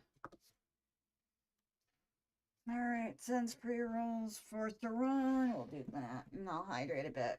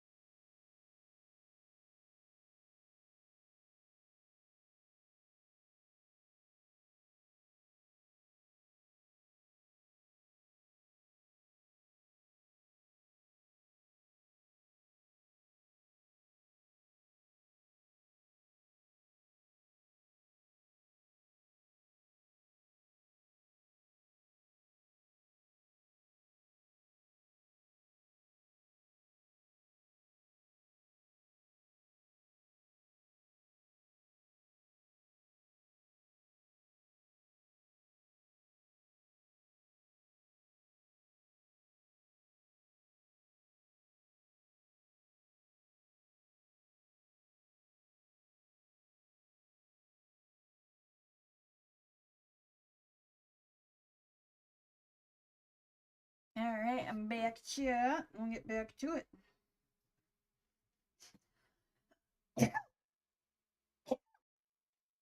Oh boy.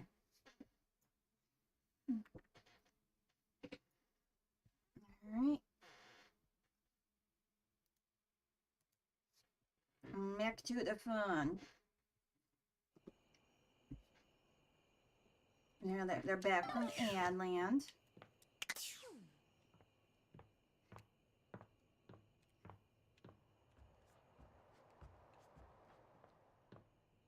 Time to go to bed.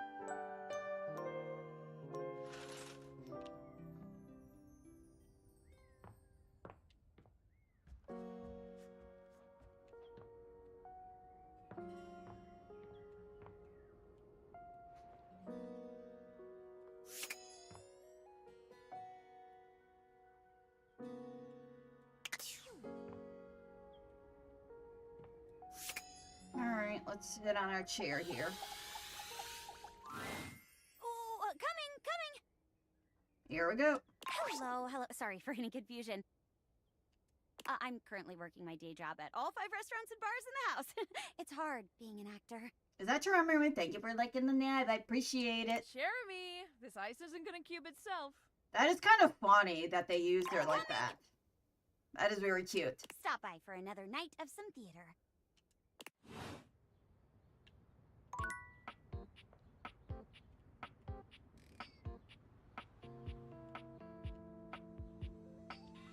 Alright, why don't we try the ladder? Oh. Hey, There's a Dorian. warmth in Dorian's dark eyes. Come back for another glimpse. Sure. No, just hints and stuff. You can't be certain, but he seems almost disappointed in your answer. Certainly. Aww. You might find some more, dateable objects in the crawl space below me. Cool. Carry on.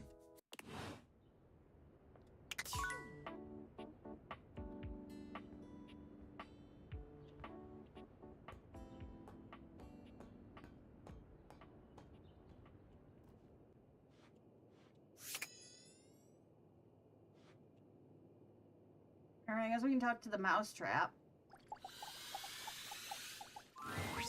Vaughn sniffs once, twice, 3 times. Each sniff bigger than the last. His nostrils flare cartoonishly. Ooh. What is this my nostrils detect? Oh, you brought it! Yep, here you go. Vaughn takes the cheese from you. bringing it in close and inhaling its scent in a manner so obscene, you're forced to look away. Oh yeah, oh yeah! This is the good stuff, I can tell. Aha! Oh, I'm gonna be covered in rats in no time! You okay? You seem louder than I'm normal. louder because I'm happy and gleeful! Stupid human couldn't even see Glee if it bit him in the tail!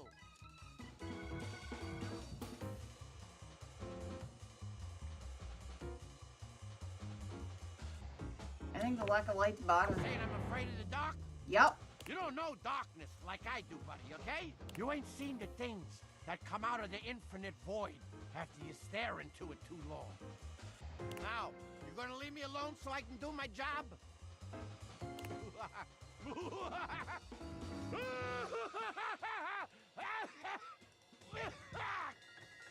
God damn, it's dusty!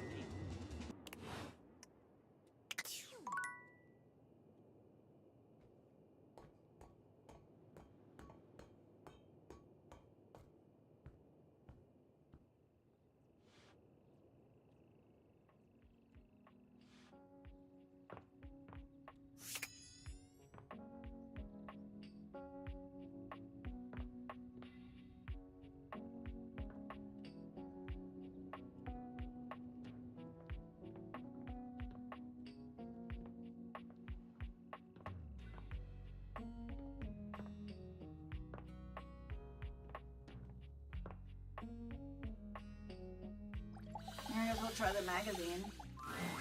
Oh, good! Hey, Lyric. You're here. I'm excited. I'm expressive. Everyone's ready to go to the zoo. The zoo? Don't worry about it. I've been thinking, and here I believe is the best way to organize our efforts. Creativity is for naught without some solid logistics. I know how I'd like to start my book. I've got this fantastic detective character named Wen that I've been working on for a while, and he's going to be our hero.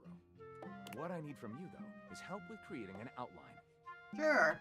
If you will, help me to create a framework. And then, once we have that, I will take it and go into my secret writer's cubby and create the entirety of the book. Which I can absolutely do in a night. And believe you me, it will be perfection. But the outline, that's the hard part for me. Will you help? Does that sound doable? Yeah. For sure, let's rock and roll. Yes, yes, let us boogie. So, here's what I'm thinking about Wen. Detective Xander Wen. He is a hard-boiled detective living in the big city of Sprawlsville, and he is a magnet for crimes. Which works out just fine, because he's also a genius at solving them. Now, just to be clear with you, I haven't fully settled on writing a hard-boiled crime drama to go with my hard-boiled detective. Ooh. The way I see it, Detective Wen is capable of getting himself into and out of almost any kind of trouble imaginable. I suppose this is why I've been having so much trouble writing this on my own. Xander Wen could do just about anything. I'm asking you to help me create his first story from infinite possibilities. Well, shall we get started? Sure, let's do it. Excellent! I'll give you the first line, of which I'm very proud, and we'll run with it from there. Detective Xander Wen went out the door, looking for crimes. He didn't expect the first crime he ran into would be a blonde bombshell named Daphne Fantal. With the help of his hilarious mismatched partner, a foul-mouthed talking robot named Buzz Aldrin, when Gandalf appeared before oh gosh. When a shirtless ranch hand named Honky McCoy appeared. Oh my gosh.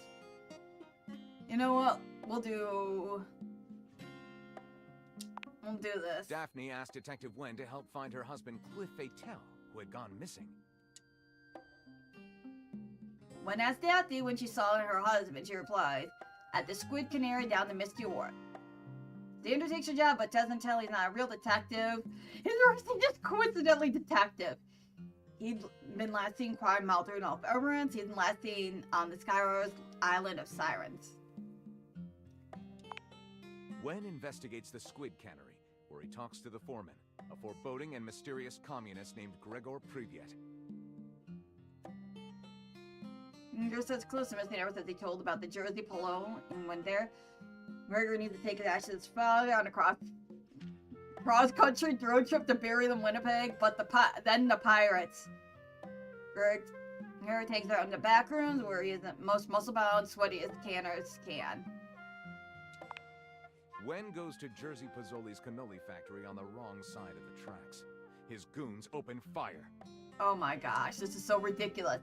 When Detective Wen finds the onslaught, sneaks in Pozzoli's office, looking for clues. When he finds them, shocks him to his core. There's a framed picture labeled Cliff Fatale and Jersey Pozzoli, shaking hands.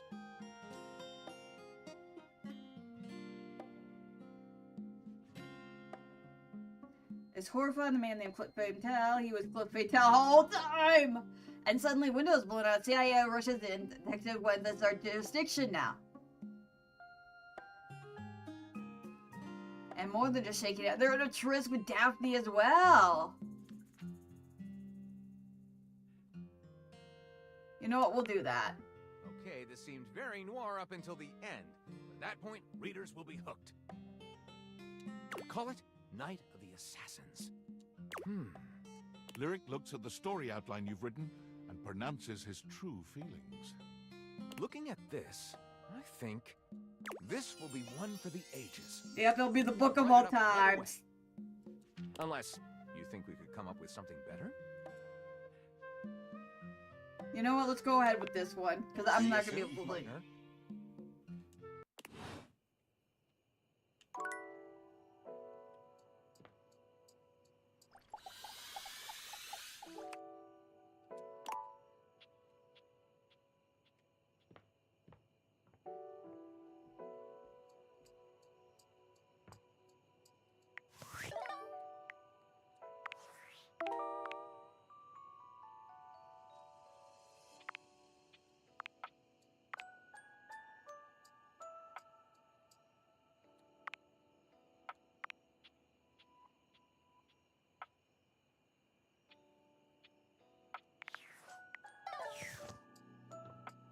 Alright, I guess we'll talk to the toaster.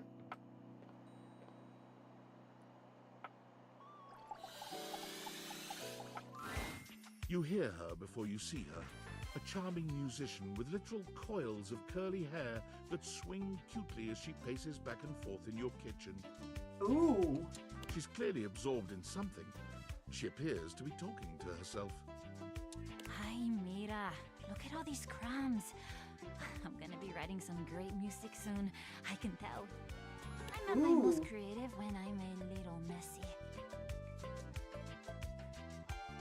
Yeah, right, partner. The musician starts with a cute little yelp, placing her hand on her chest. Ay, you can't sneak up on me like that. You never know what's gonna pop out of these slots. You gotta be careful.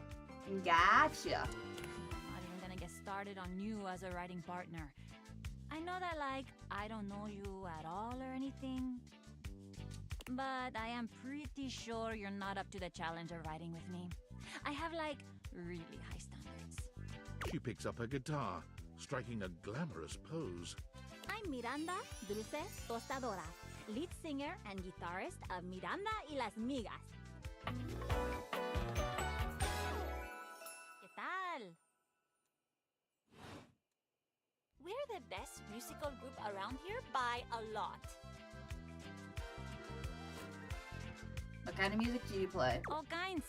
Pop, Gregorian chanting, barbershop, whatever we feel like. If that dial is on 7, makes sense. There we go. Gregorian chanting, huh? Okay, I took a lot of hit from the Migas too when I suggested this, but that cheese is so relaxing. For real, if I can't sleep, too hot and bothered, put on a little chanting, let my eyes just drift around the paint on the ceiling, and vamos. I'm unconscious in like 2 minutes. Interesting. Maybe I'll sing for you sometime. If I'm lucky. And you would be lucky too. I'm really good. Just stay on my good side. ¿Me entiendes? Oh, and obviously, if you like meat toast, I'm here. Okay, busy, sexy little tostadora with a gig coming up. Hasta luego!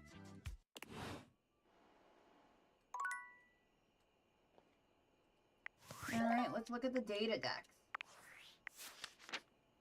Alright, we're at 75. Dorian. Big-headed Dorian, iron about cloud.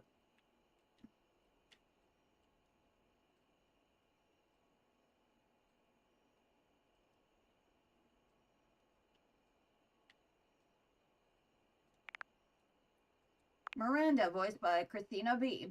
You met Miranda Dulce Tostada, aka Miranda, lead singer of the Megas group. She's busy with a sexy little tostada who can write, sing, and whatever sort of music it's called for. She's got a gig coming up. Miranda's a star celebrity in her own right. She's a lead singer with her own band, the Megas. She's very loving and warm unless you cross her. Then you can leave you burned. It's not recommended to play with her emotions because she knows she deserves better and can dish he deserving a sass right back at you. She adores her audience and loves the crowd, happy or sad, with her sweet melodies. Ultimately, she wants someone who loves her as much as to sing. Might not be possible, like slow burns and dislikes cooking. We have Lyric. Congrats, you helped Lyric on the outline of his book. Come see him again and see how he's done. Von Trapp. He brought Von Trapp some cheese about which he's greatly excited. Maybe a little too excited.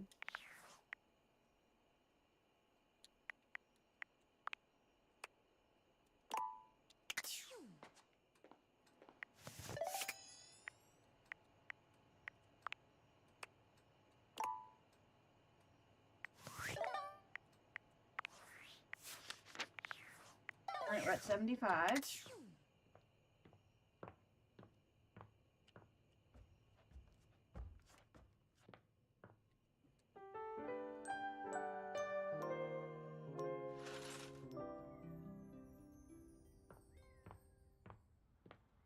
Alright, let's see what the ball... Oh, can we talk to the racket? Ah, man, this isn't where the experience is for today. Hey, Dunk. We're meeting at the weight rack. See you tomorrow.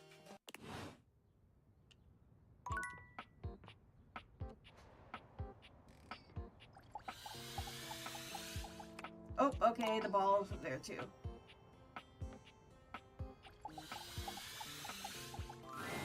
You see before you Ooh. a glistening, oiled male form, perfect in its chiseled majesty. His gold, or is that bronze skin, is perfectly smooth, his features flawless, and his face, stunning. Oh, hello there. Don't mind me. I'm just catching a bit of air.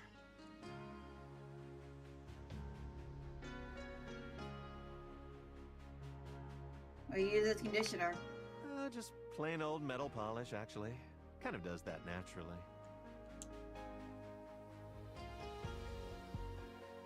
Sure. Oh, nice. It looks lovely. I'm Stepford, trophy of trophies at your service.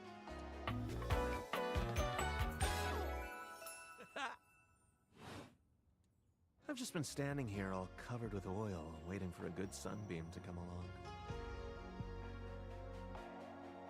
Mary, nice to meet you. That's a winner's name if ever I've heard one. I'm actually a bit of a loser. That's all right. We can't all win first every time. I think they make participation trophies. Though, I wouldn't know anything about them personally. So, what brings you around these parts?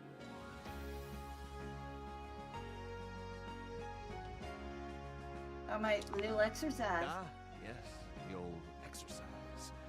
Quite good for the, ligatures. You mean the ligaments? Of course, yes, those. As it so happens, I have a self-tanning appointment coming up. Can't be late, but I'm so glad we met. Come and see me again soon, won't you? I'd love to, ask your opinion on something. Why? Got a tan. Is that Alejandro sub? Nope, JP Carlick. You met Stepford, the stunning sweetheart. If a bit naive, standing in front of you, all your biggest wins in life. He seems to like to come ask you about it. Come see him again. Is it narcissism? Really got the goods? Yes, well, Stepford is the most accomplished competitor now, so well, there are some trophy awards. Stepford has got one or two of them in his line. He's placed in the pickle jar, lid removing, crossroom, trash can toss, desk drawer organizer, and even competitive wall objectification. He's nice, shiny, and fairly shiny. Likes being first, dislikes being second. Ooh. Alright, let's keep going.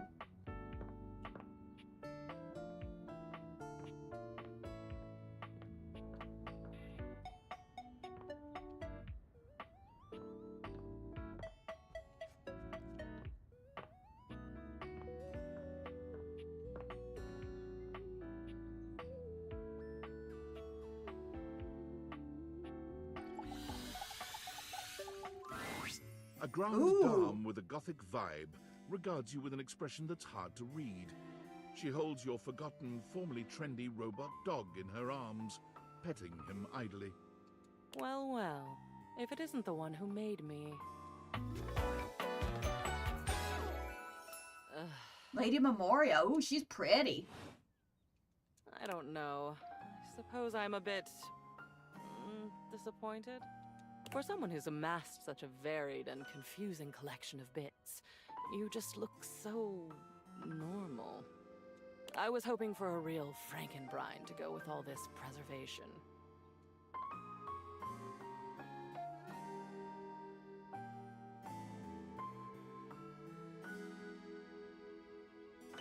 I'm confused. I made you? That you did, my darling. Can't you tell?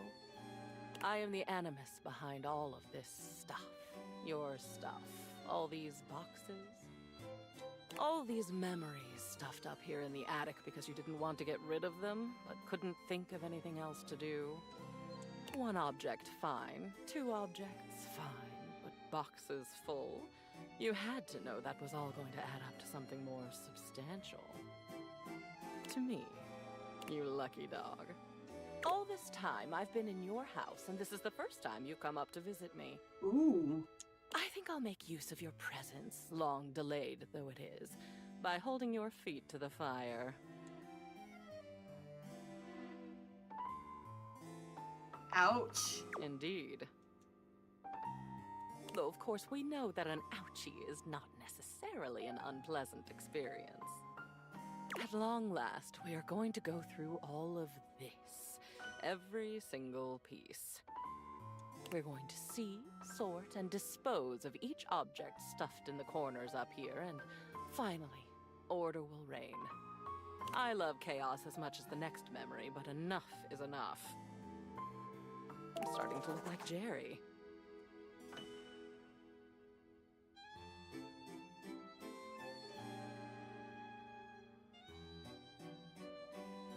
But if I get rid of myself, won't I get rid of you too? Oh no. You are long past the point of no return with me. I exist now, and I'll go on existing. The cleansing I'm demanding will simply mean that I can exist with some semblance of dignity. Though perhaps I shouldn't ask you to do this with me.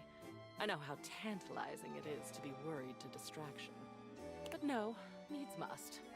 We've established I won't die. Though, another time, that might be fun. Let's get on with it. Alright, let's do it. The first of your tasks for me is to gather Chem and Art, so that we might proceed efficiently. Who's Art? Art is art. Oh look, another obvious statement. He's a picture frame right up here with me in the attic, actually. These two are both necessary for our project to proceed, so off you go.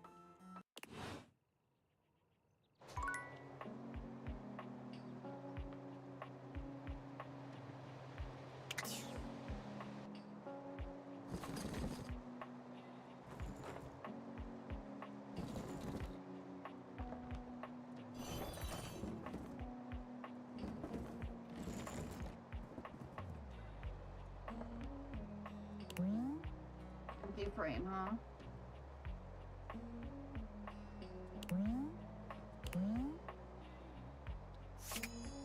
Alright, let's get Art set up then.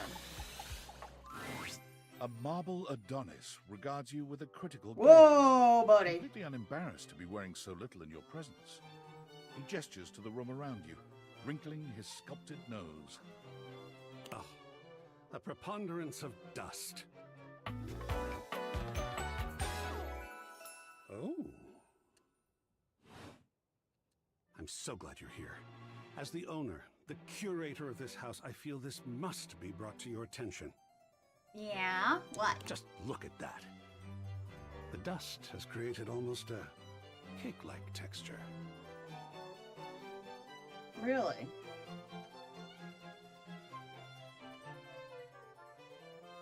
Makes it next to impossible to divine any detail or subtlety the piece may possess.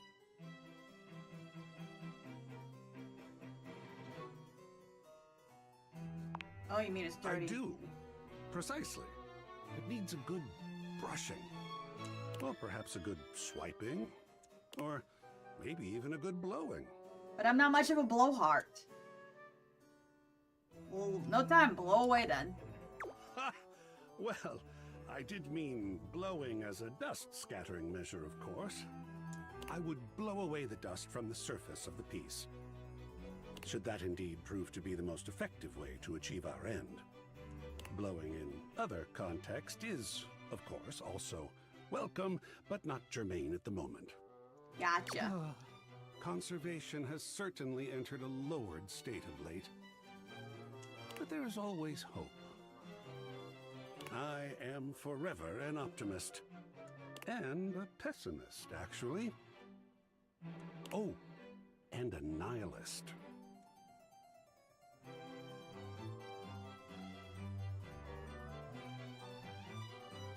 Oh, okay, wait, how do you mean all those Query. things? I am art.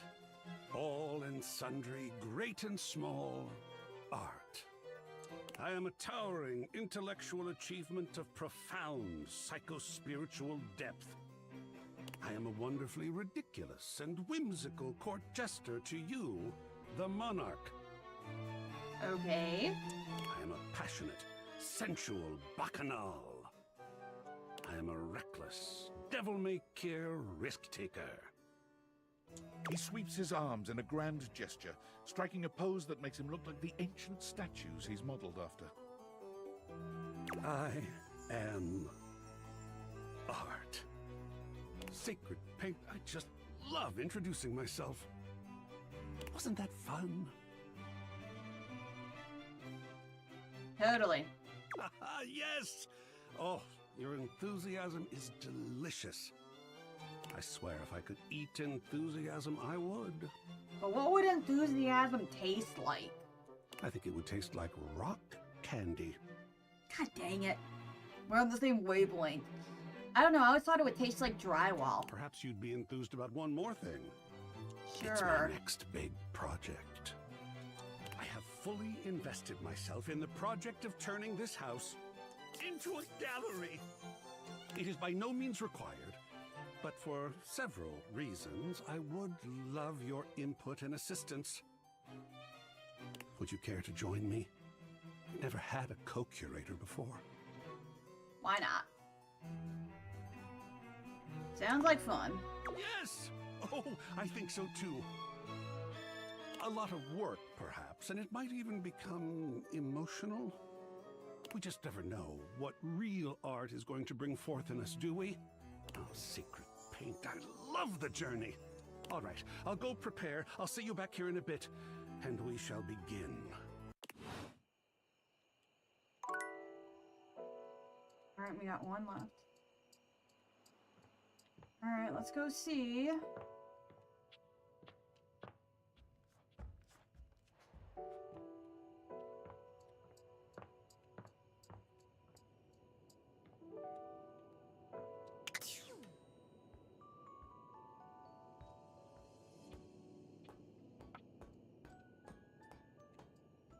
What do we got here?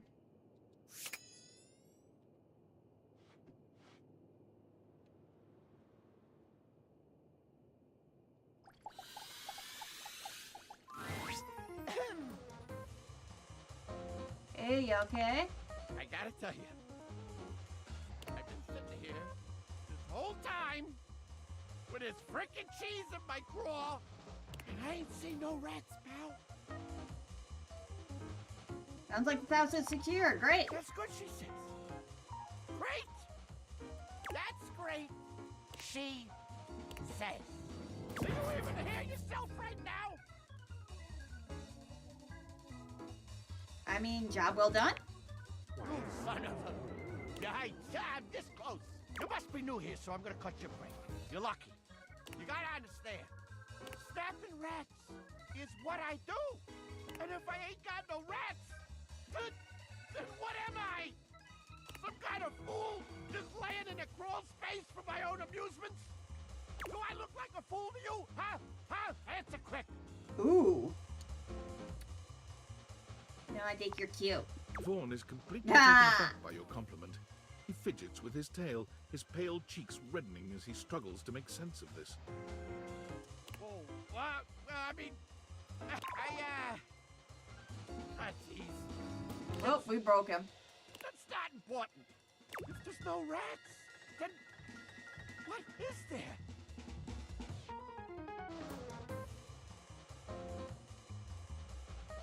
You gonna say darkness? Darkness! That's right!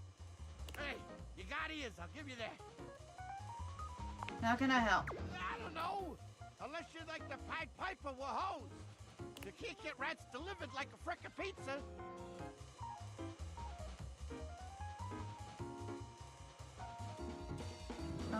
We could order things on the computer. Look, I know I weren't no angel when you brought me that cheese, but I do appreciate you helping me out. I think I just wanna be alone right now, okay? We're probably scaring the rats off with all this jib-jabbing. Alright, see you later, buddy.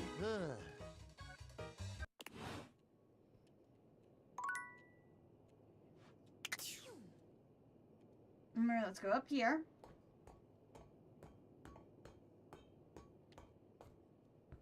And we'll keep going.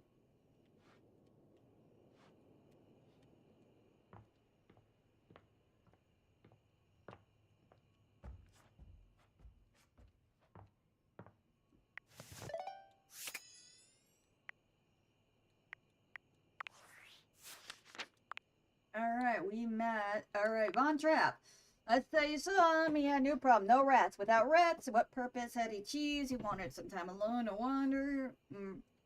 If you brought him a rat. Then we had Art, who is voiced by, alright, there might be a chance I'm gonna butcher this.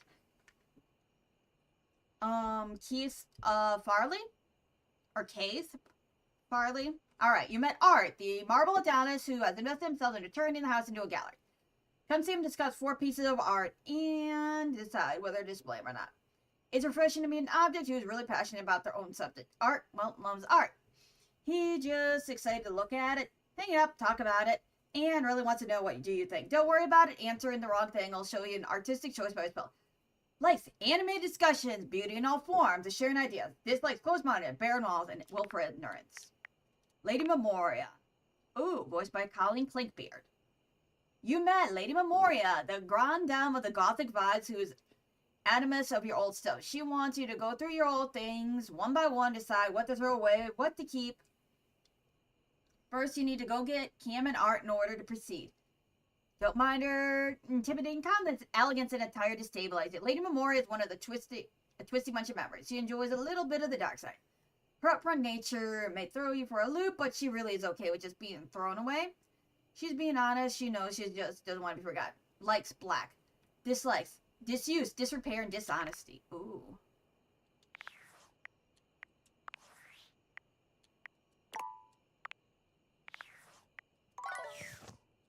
Alright, let's keep going.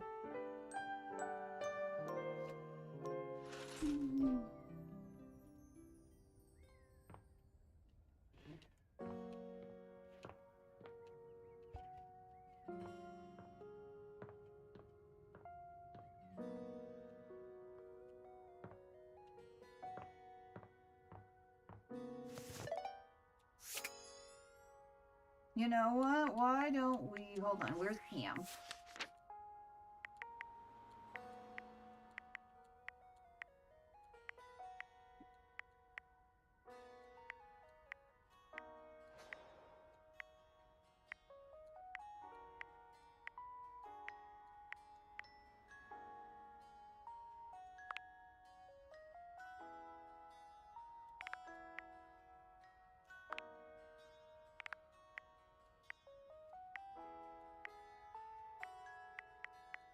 Where's Cam? Alright, so I guess we'll need to go to the camp. How about first, things first, we talk to Skylar. Oh, wowie, wowie, zowie! Yay! You found love. Exactly. One love. I'm so proud of you. Pretty hard to find love these days, so hopefully that didn't take too long. I'm dating a wall. Well, all I can say is keep up the good work. Me, I'm gonna catch up on some Z's. Like a cool girl.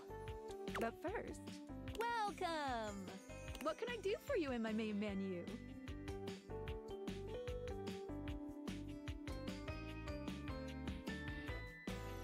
And I actually realized. Oh! No. Really? No? Well, just not yet. What do you mean? When Franklin least made me, it was in sort of a mad, passionate rush of scientific fervor. Yeah? There were unintended consequences, like realization, which is a good thing. Is it though? Definitely a good thing, pretty much. But one of the issues with realizing an object is that each of us can only leave once our own little purposes are complete. Some of us here still have things to do before we go. Gotcha. Call it unfurnished business. Me. Lover. Thank you very much. It's trademarked. Each of us can't become a human if we have unfurnished business. Reasons we need to appear in this house. None of the others know why exactly this is, or what it might be that we need to do. Oh, but I'll always tell you when I see it, and forbid you from realizing that individual. As for me, well, I have the most unfurnished business out of anyone. Gotcha, so I have to be you're here the to final help NPC. everyone else get realized, so I gotta go last. Sorry to be the bearer of bad news, but if you want me realized, you have to get everyone else realized too.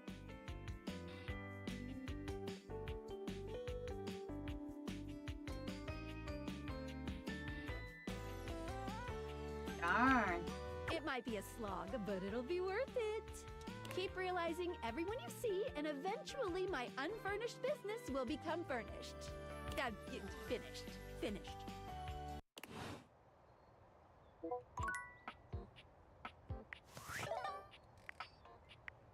Alright, let's see what's going on in Discord. It's me, Tinfoil Hat. Are you there? Yup. I'm still receiving data from the Deviators. Why haven't you brought Skylar to life and destroyed them? I realize all the objects are flirty and super hot, but as long as the Deviators exist, David will be hunting you. Yeah? And you don't have a chance. He has a whole island just to practice hunting people.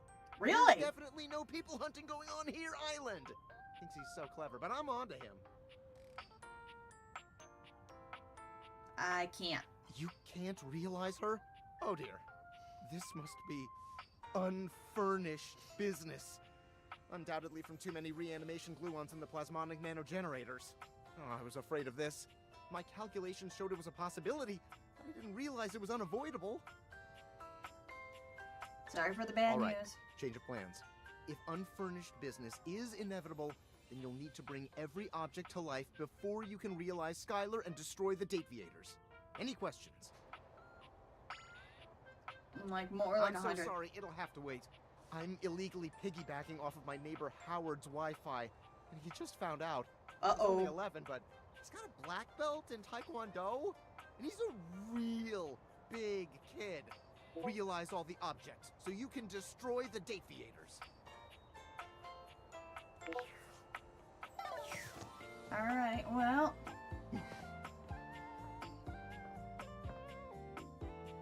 I guess we can talk to the cat now.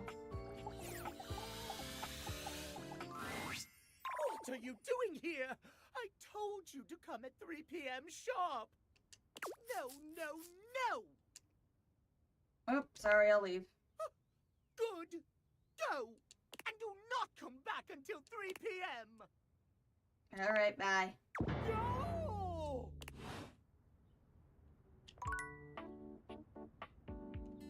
Alright, well, who else can we go?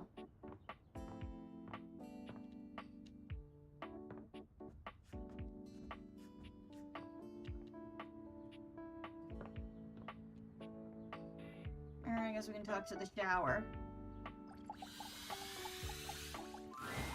Johnny is in his own world when you come upon him, his handsome face creased with a frown. Ooh. He's talking to himself rather than his usual singing, counting things up on his fingers and running a hand through his curls. Seriously, the grout needs replacing too. Heck, I ain't got time for that. Hey, Johnny. Gorgeous. You came back. What a surprise. I reckon I didn't think you would. I promised. Well, that you do. I can see your word is your bond. A much stronger bond than the grout in my tiles, evidently. Anyway, I'm just so glad to see that smiling face again. Makes me happy as a clam in butter sauce. Well, I'm here. There's something you wanted to tell That's me? right. I did make you that promise. Okay. But first, a question for you. All right, what's up? You're not a big-time record producer, are you? What's a record? Oh, no. One time I produced a record and getting it stuck in my head and bucket for 73 hours. Sorry, all the records I produce are very small time, artisanal batches. No. I'll see. See. I'm just sorry you're not a big-time record producer, too. And I'd be sweet on you, no question. Yeah. What's the producer's fixation? Well, now, fixation seems a bit harsh, but that's a legitimate question. See, I was just asking whether you were a producer, because I was thinking about our conversation the other day. About dreams and all. Yeah. And I've decided I ain't gonna be a shower much longer. What else would you do? That's a great question. Which I'll answer after I recite this little speech I prepared. Oh boy. Don't get me wrong or nothing. Being a shower is an honest way to earn a living. My pappy was a shower. My grandpappy was a shower. Heck, my old hound dog Duke. Well, I reckon he was a shower too. Got Really? some mighty fine memories of being a shower. Most of them involving sundry drain cleaning products and the way they make me feel inside. But it just ain't my true calling, you understand? Do you know what my real passion is, gorgeous?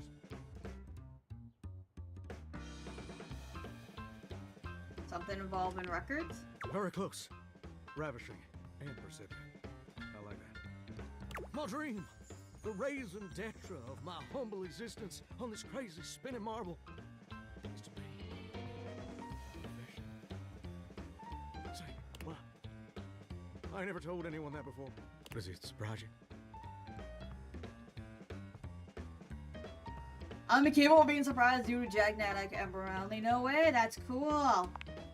Well, it's the truth. See, ever since I was a little baby spigot back in Nashville, rocking on my mama's knee, all I ever wanted on this great green earth was to be a superstar. Like my heroes, Elvis Parsley, Lady Wawa, and Chris Barry. Oh no. Not Chris Barron. And ever since then, I've practiced whenever I can. Watched every video tutorial there is. But there's just one problem.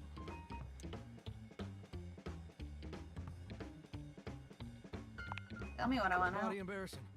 But my problem is, I'm just too god dang insecure. I want to share my love of music with the whole wide world. I want to be recognized for my talents. Every time I think about putting myself out there, I just fall to pieces. It's hard putting yourself out there. Well, I suppose something a little like this. My palms get sweaty, my hands won't stop shaking. I'll be ready when my heart beats racing. Ooh. Ooh, wow. That's actually pretty dang good. You don't have any waterproof paper on you by any chance, do you, Gordon?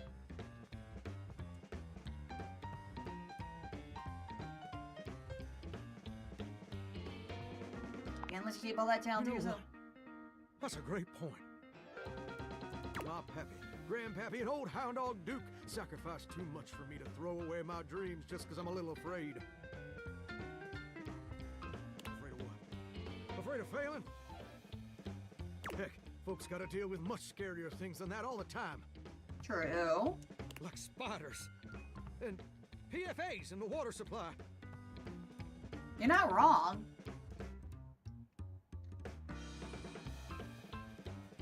I'm sorry, what in the water supply? Gorgeous, meeting you has truly been the kick in the pants I needed for a long old time. I have several follow-up questions. Insecurities, go kick rocks. It's time for Johnny Splash to make his big, splash. Cool. Amazing. Do you have a plan? Oh, absolutely. It's time to finally get out of this humdrum shower life and go full steam ahead. First, I'm gonna just send a message to my boss and tell him I quit. And that his hairstyle can suck eggs. You're 34 now, Daryl. Time for an adult haircut. Who's your boss? Daryl? He's my boss. Where? How you listen to play? Oh, okay, that explains a lot. And sit. I'm so dang nervous. Heck, my hands are all shaking. But it feels swell, you know. Though, that may just be the adrenaline talking. Yeah? Either way, now it's done. It's time for step 2.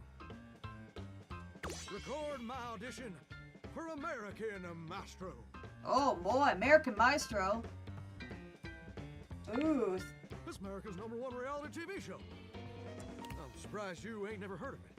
It's been streaming on Valdivian Plus for like 100 seasons at this point.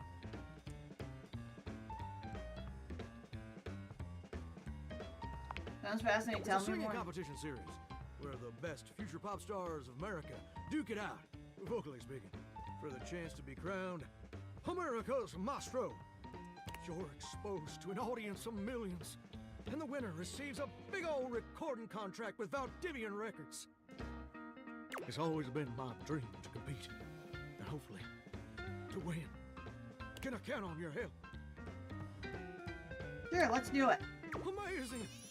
I'm just so, gosh, dang excited. I'm glad. All right, I'm gonna go get rehearsing and get started on my application. Can you meet me back here tomorrow to record my audition? Sure. After all, you're my inspiration. Aww. Sounds like a plan. See you tomorrow. See you tomorrow, gorgeous. Well, hello.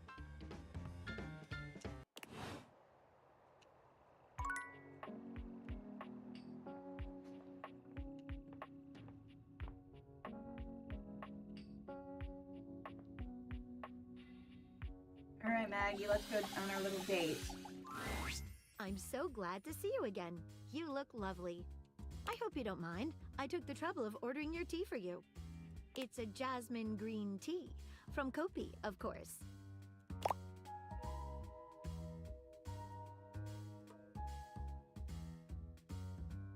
Before we get in, does the name Martin Applegate mean anything to you? Shh, we can't discuss that. At least not yet. Maybe I'll feel differently after we've gotten to know one another a little better. Ooh.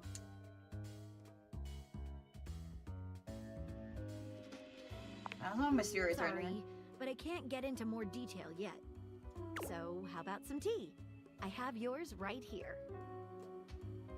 That's very thoughtful of you. I'm so glad you think so. Hope you don't mind. I went ahead and researched your favorite order. That's sweet.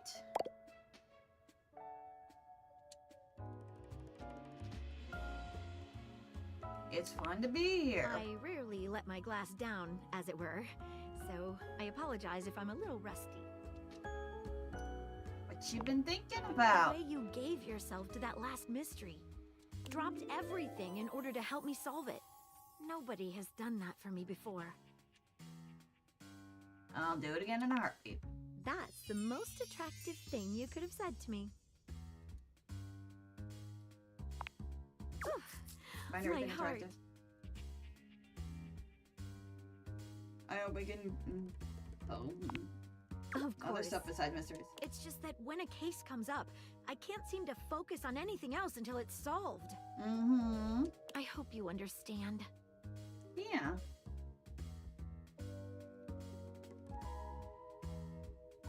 I do. I get it. I'm so glad you feel that way. As it so happens, I've got another case on my mind right now. How would you feel about working on it with me?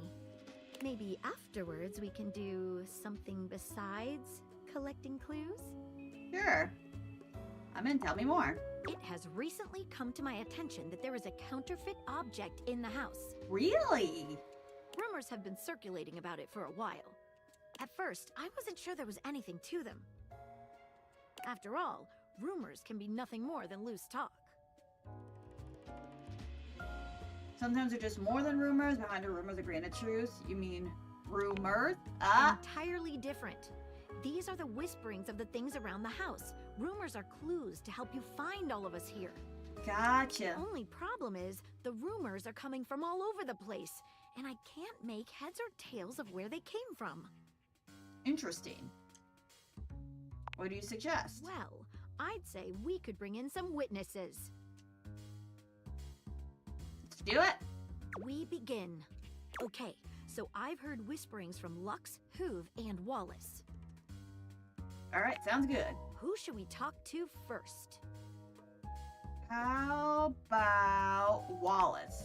All right, when you get in touch, I'll meet you there.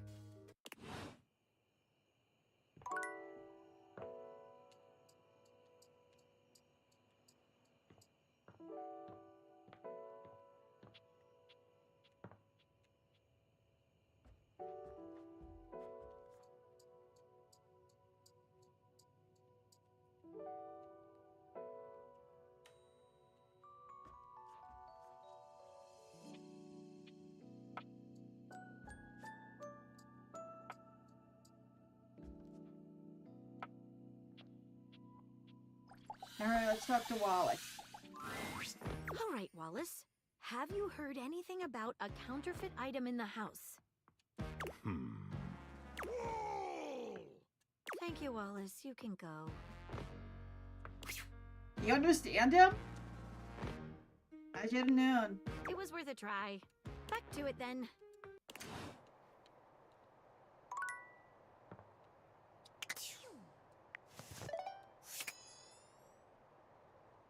They got any new ones?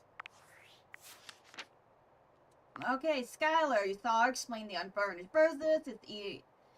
Some items need other storylines resolved before they can realize Skylar is the unfurnished business of anyone. Keep realizing until the all-furnished business. Okay. You came at the wrong time, and Tim was very upset. He'd like you come back. He'd like you come back at noon. He'd like you come back at 3. Okay. Johnny Splash shared a great dream of becoming a professional musician. He quit his job, was planning to play an American maestro, and he agreed to come back the next day. And Maggie agreed to help Maggie solve the case of counterfeits silver. There's rumors going around the house that silver is fake. Go speak with them, Lux, Hoove, and Wallace. Maggie will meet them at location for questioning.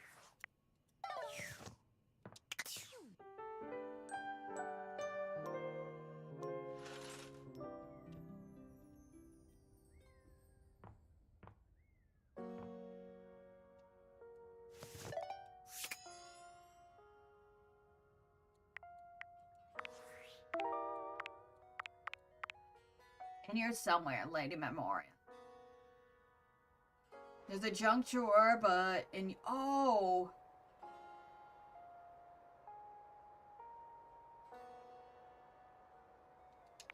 Alright, so I gotta look for a junk drawer. Okay.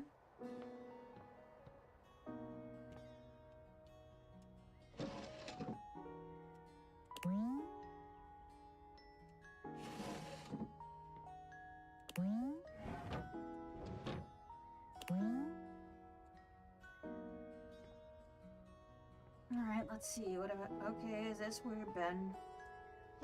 Alright, no, that's where Benoit lives. Maybe in the kitchen?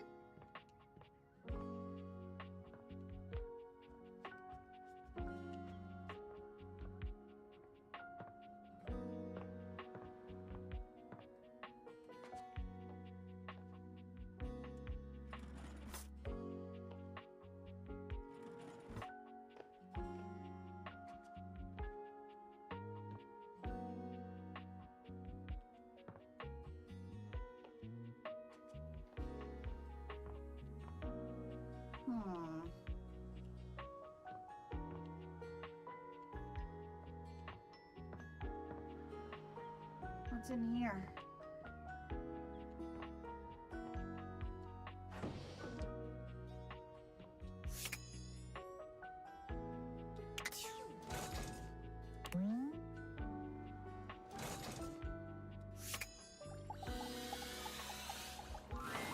Is this stranger your junk drawer, or the physical guess it embodiment is. of clutter?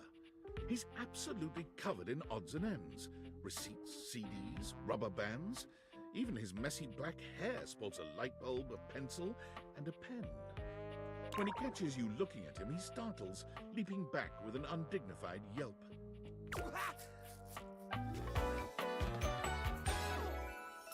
Hey, Jerry. Nelly! Oh, Wolf! Cheese and crackers, you startled me. Hang on! My content aware is going off. Jerry has some mental health concerns that some players might find a little problematic, specifically hoarding. You cool with that, or you want to skip it? No, I'm alright with that. Carry on, then. Hey, next time you open a guy, knock her something first, huh? I'm not used to so much light. Besides, sudden jerky movements like that risk disorganizing my collection. Your collection, huh? Oh, yes. Of course. Sorry. Been a while since I've had a guest. Welcome to Jerry's Junk Drawer, the finest collection of curated treasures in all of the house. Feast your eyes upon knickknacks and gewgaws from parts unknown.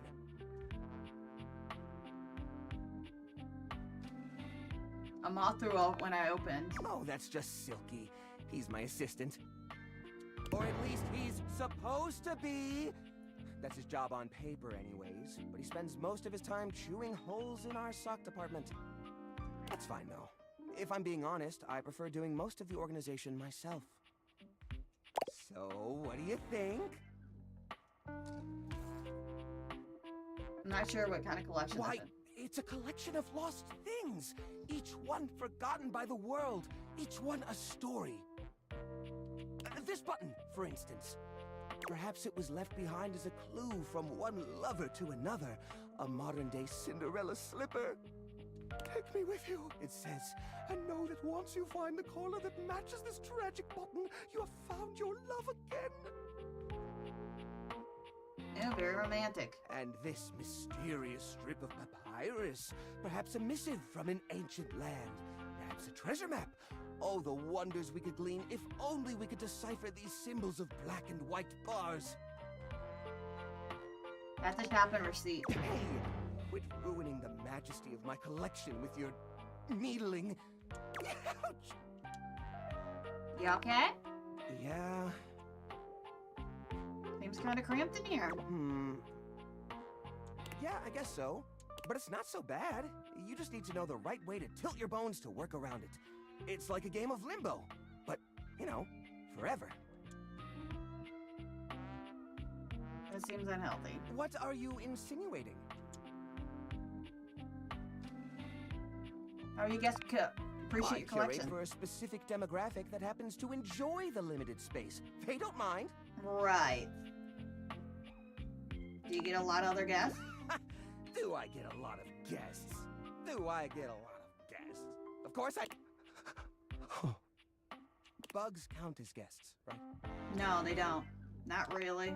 Oh, you mean the other objects. I get them in here all the time. Like who? Well, there's that Celia. She's a very well-to-do socialite, and she happens to be very interested in the collection. In fact, every time she comes by, she asks me, when will this junk be gone already? I assume she's worried about the collection moving venues before she gets to see it. She's probably just nervous about coming inside. Maybe she's nervous about how cramped it is. Listen, you, Oh, what's the use? It's true. Nobody visits me but the moths. What am I doing wrong? I just don't get it. I love to entertain, so long as guests don't touch a single thing. Maybe it's time to get rid of some of the stuff. What? You mean throw it away? I mean rehome it in the trash can. No, just recycle it. It'll turn into something new. How do you mean? These objects are special. You haven't been able to use them for repairs. ... Now I'm scared. Upcycle into something that doesn't take up so much space. Upcycle them? You mean like an art piece? Yeah. Well, I suppose the collection could use a centerpiece. Something eye-catching to bring in more visitors. Which is to say, a single-digit number of visitors. Which is to say, another visitor besides you and the roaches. But I wouldn't even know where to start. I mean, what am I supposed to do? Just smash objects together at random?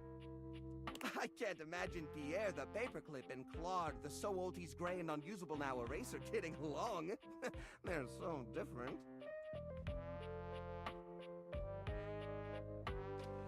But this junk isn't talking even with the deviators on. Well, you could get by an object with similar personalities. I guess that could work. To be honest, whenever I look at anything in the collection, it's like I see its entire past laid out in front of me. That's one of the reasons it's so hard to give things up, you know? Every object has a memory, and that memory is like a part of my body. They all have their own vibes and textures and feelings. Mixing them together is hard. They've all got such strong individual identities. Maybe you could group them together. I suppose an outside perspective could help. I'll gather some items that could make a suitable sculpture. He does so, then claps his hands together. Okay, sculpture. Phew, here we go. First things first, we need some kind of foundation. I think I've got just the thing for this. It's a flat, circular piece of wood that fell off the fence out back. You always said you'd repair it someday, but I think both of us knew that was a lie. Yeah. I've got a pile of other objects here. Your job will be to pick one of my objects we'll pair together. It's a long shot, but maybe we can scrungle something together. Let me tell you about Rudolph, the wooden square. Oh boy. When Rudolph first came to me, I had a habit of tapping on him. We would while away the hours together, tapping away to a rhythmic beat. Sometimes the best fun looks like boredom. Rudolph always tries its best, even when he's down on his luck. He might not always be the tool you need at the moment, but he's always there to support you. Very reliable. Now, which of these would pair well with Rudolph? The old parasol. Lorena, huh? That's not such a bad idea, actually. She might have a few holes in her, but she's always been useful in a storm. Very reliable, just like Rudolph. Yeah, totally. It's sad to see them both past their prime, but I think they could find solace in each other's company. Here, I'll glue them together. There. Now we've got a base for the rest of the sculpture. We need something to give it body. Something eye-catching. Something that pops without throwing the whole piece out of whack. What do you think?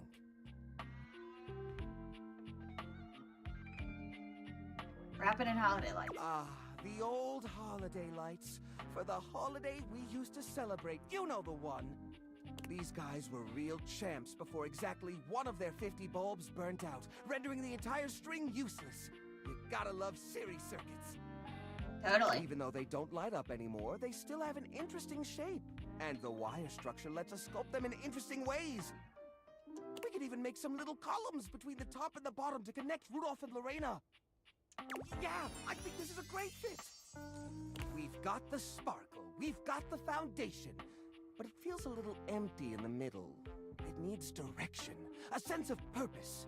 There's a wooden foundation, a canopy above the lights. What could go in the middle? Another string of lights. It doesn't need a stutter. Let's hang upside down from the ceiling. How about a little plastic figurine? A little army man? I suppose that could work. The shape of a sculpture does remind me a bit of a gazebo. Or maybe... a carousel! We only have one or two old horse figurines, but if I take the other plastic fellers, melt them down and reshape them a bit, yes, I could probably make new horses! Jerry does so.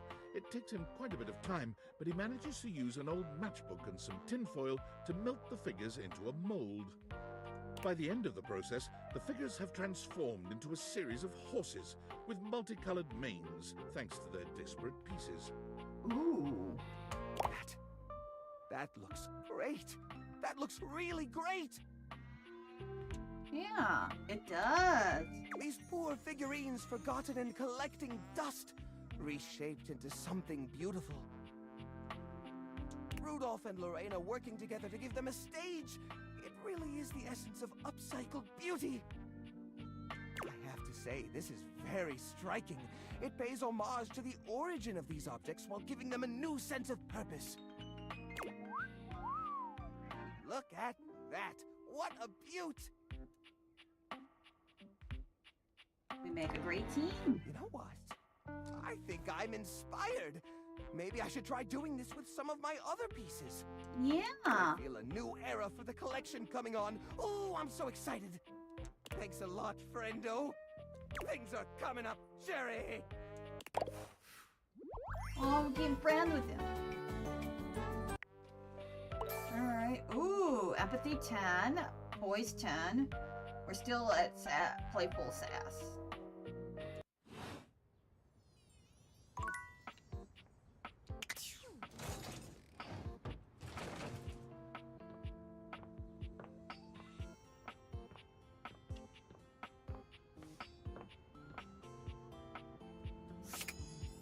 What do we got here? We met Jerry the junk drawer, a slightly neurotic guy who might be a bit of a hoarder. You challenge Jerry's tendencies and admits him to recycle many of the old things, create art with them. Now you guys are pals. Jerry's slightly neurotic hoarder or curator has trouble letting go any item. He's worried he might need it sometime further down the line, no matter how useless. The idea that he could be throwing away anything with the slightest bit chance, even tangible, to be useful is mortifying him. Keep an eye on his drawer habits. Likes baubles, curios, trinkets, gewgaws, whatnot, gadgets, and bagatelles. Dislikes finding solutions. Voiced by Damien Haas.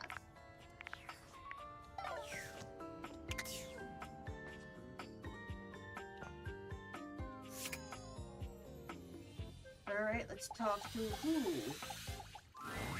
Yo, what's up?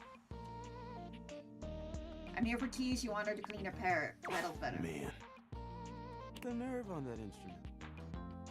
What's wrong? She thinks she's so fancy that she wants me to pay special attention to cleaning her feet. That's not a vacuum's job. It's her own damn fault no one wants to play her anymore. If she were nicer, there wouldn't be any dust. Sorry, I just get worked up when people have attitude. Tell her I ain't interested.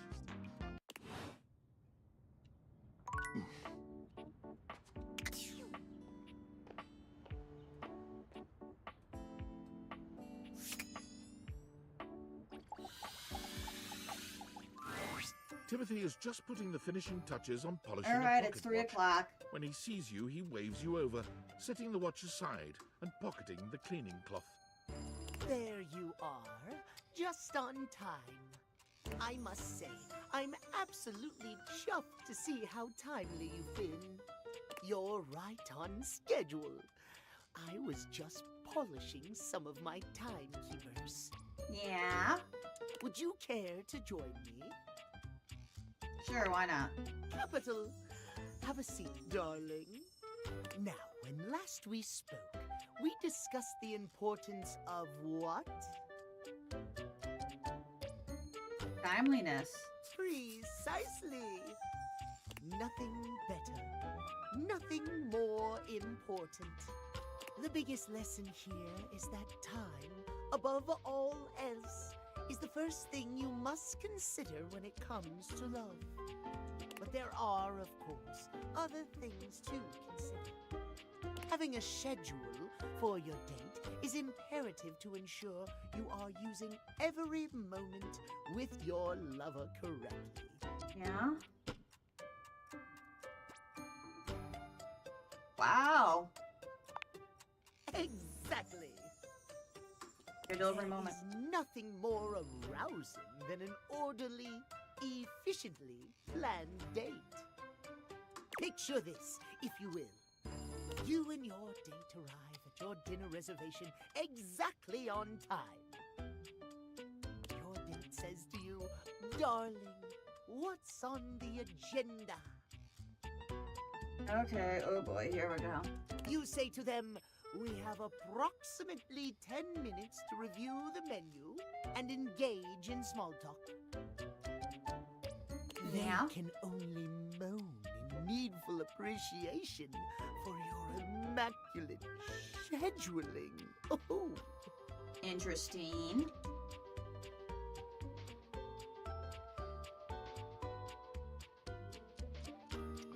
Sure. Perhaps we have more in common than I realized.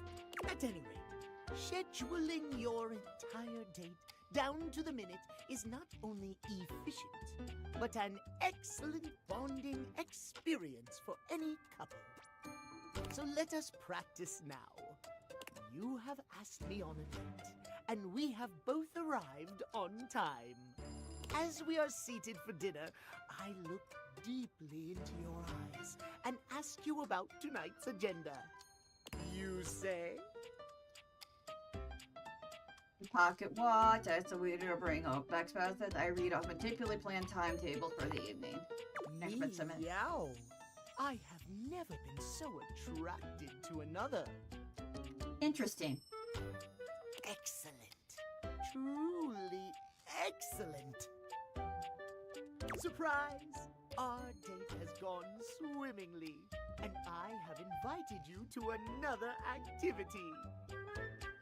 But your schedule has not accounted for this unexpected excursion. Horror of horrors! What do you do? That is a good question. I bid you good night and tell you that we'll do this another day. I slap you for daring disrespect the schedule of my time. I rearrange my schedule to accommodate. Well, I suppose that could work, but it is certainly not something I personally could accommodate. Terrible things happen when the schedule is not respected. You got OCD, don't ya? Time for this conversation is beginning to dwindle. Before I bid you leave me once more, tell me what you have learned. Last time we learned the value of timeliness. Today we learn the value of Scheduling. Precisely. Scheduling. Yay. I would so love to talk to you at length about crafting a proper schedule, but I'm afraid my time runs short. If you wish to continue our talks, return to me at 9 p.m. As ever, no sooner, no later. Farewell. All right.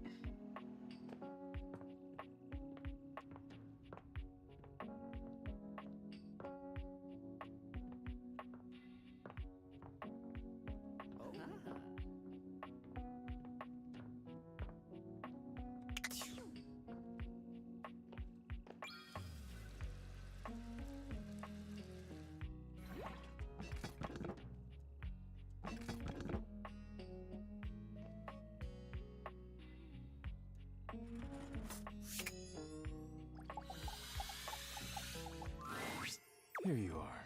Hey, Dice I Guy. hope you're prepared to work. Absolutely. You are to make deliveries to Mitchell, Beverly, and Kopi. All right. Do not return until you have completed your deliveries. What will you do while I'm gone? I will stare wordlessly at the horizon until you return, praying for the safety of the dishes. Cool. If you have any questions about the deliveries before you go, now is the time. Tell me about the Kopi delivery. You will be delivering coffee mugs to Kopi. Okay. Coffee mugs are ceramic cups used to drink coffee. Wow. I'm struggling to think of any further pertinent information. Maybe you could tell me about your relationship with Kopi. There is nothing interesting to tell. She is courteous and makes excellent coffee. Our relationship is purely professional. If you have any questions about the deliveries before you go, now is the time. Tell me about Mitchell's delivery. You will be delivering plates to Mitchell. He uses them to serve food. The food is then eaten from the plates. I do not know what else to say about the plates, so I will stop speaking now.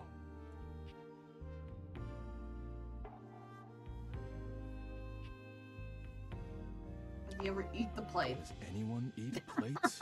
What a barbaric notion. I'm just messing with you. How dare you?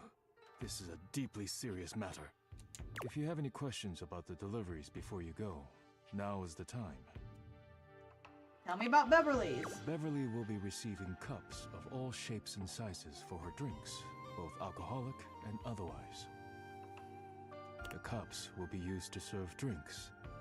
Beverly has broken more than a few glasses after imbibing her own drinks, so you must give her a stern warning to be careful with these. I can think of nothing further to tell you. Well, While I kind wish of was everyone had firing my it. respect for the dishes, Beverly does provide a very useful service to the house. And she is appreciative, even if I wish she were a bit less clumsy while drinking. If you have any questions about the deliveries before you go, now I'm is the good. time. I have nothing more to tell you. You may leave now.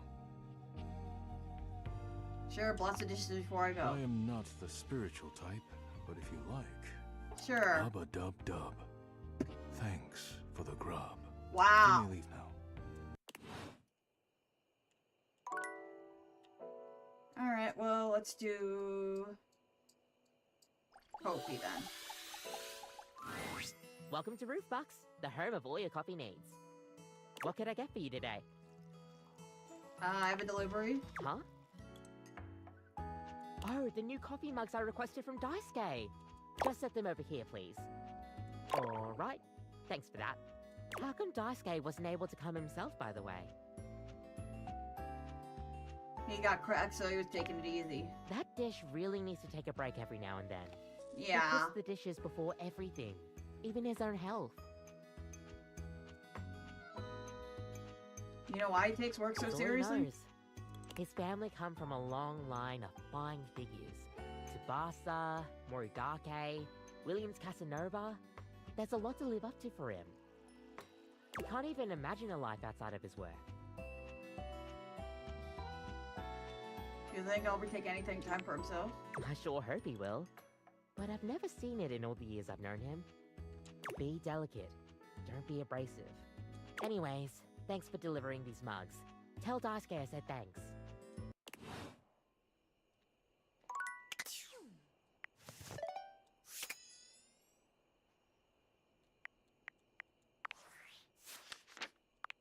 Alright, we learned your last lesson.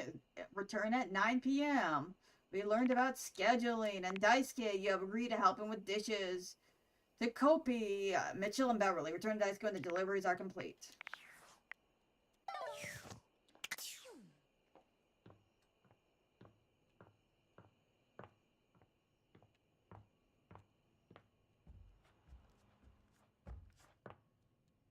Alright, let's check the basement.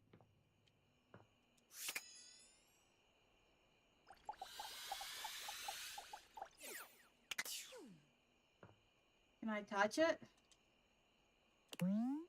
The spook's been spooking. Oh, that one was terrible. Hey, you came back! Hey, Zoe! I'm so happy you came back. Being up here in the attic, it feels like people only come up for little bits of time and then they try to leave as soon as they can because, I don't know, for some reason, a lot of people think attics are scary. I've never felt that way. For me, it's like a playground up here. Yeah, a lot of people are afraid of things in attics. Like what? Spiders. Huh. Yeah, I guess that makes sense. I do wish people would stay longer, though. Even if they can't see me, it would be nice just to watch them. Like human TV. Jeez, I wish I had a TV. Hey, now that I'm thinking about it, how can you see me? I don't think I know exactly. Yeah, I mean, I used to watch you move boxes around and search for that same amazing Christmas sweater every year. Though you have stopped coming by lately. But you've never even looked at me before. Like, through me, which is cool, but never at me. Yeah, I wouldn't know. I have these cool glasses called date beaters. Whoa, awesome! Tell me everything. They allow me to directly acknowledge a thing's existence. Okay, you say thing. Thing, not person. So does that mean...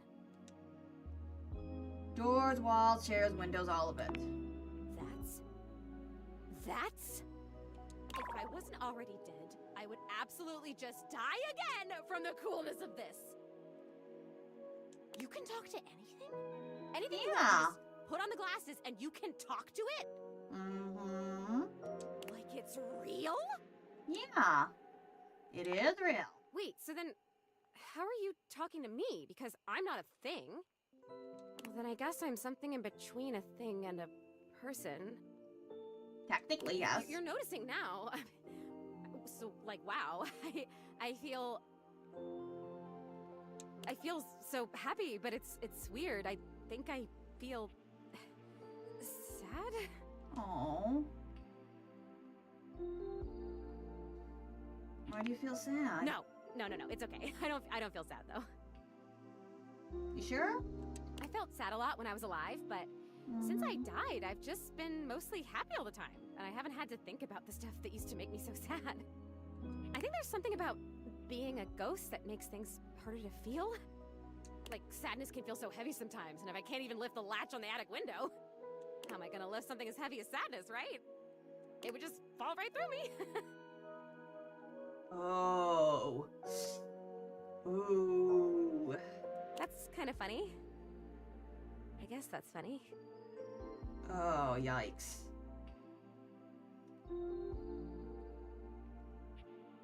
Yeah. Good to It is hear. funny. Sure is funny. But your glasses, this idea that you can talk to anything, to anybody, like... Does it feel like you have friends? What does it feel like to have friends? Feels good, honestly. Oh man, I would love that. Oh boy, okay, this is weird. I'm having another feeling, I think. Tell me about it. It's so strange. Like I said, I'm so happy. Like, I'm so happy to have met you. I'm loving that you're here. I can't wait to play all the games, and I want to show you how I can go through the wall if I really concentrate. Because that honestly is amazing.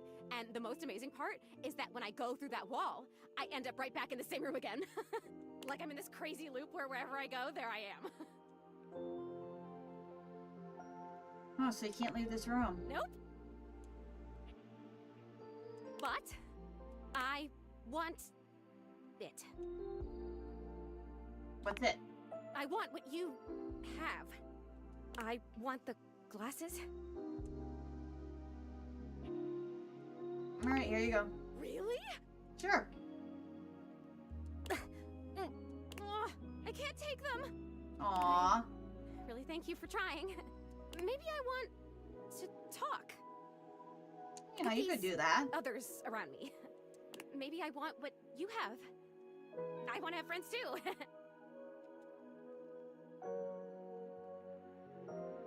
Oh, you're all saying Oh you're my lonely God, now. that's it. I am lonely. And if I could have all these friends, why did I not even know they were all here? You know? They can't see me because no one can see me because dead. And I can't see them because I don't have the glasses or because, again, dead. And I'm lonely. It's tough stuff.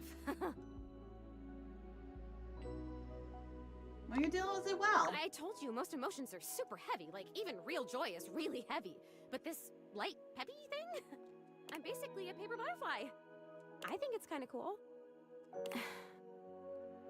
So it remains just me. Alone.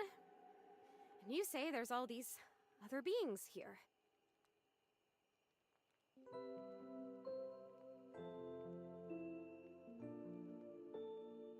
Yeah, it's really crowded. Yeah, in here. if you can talk to every object here, it must feel overwhelming sometimes. Even just talking to you one-on-one, I'm overwhelming myself. I don't know, there's something about you, though. And not just those glasses.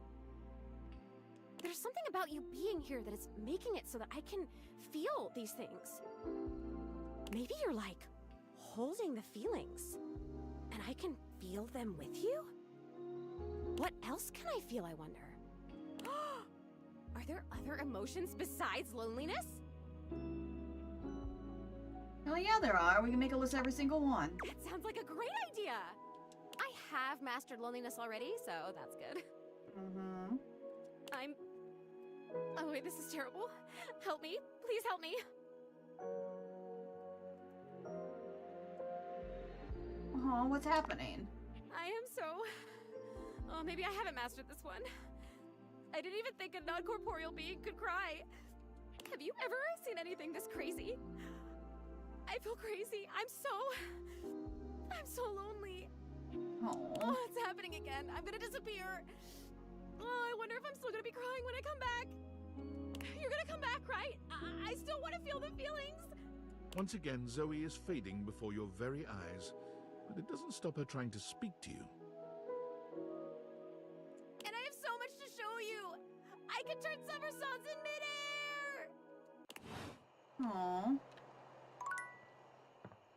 Alright, well, let's be sure to save where we're at.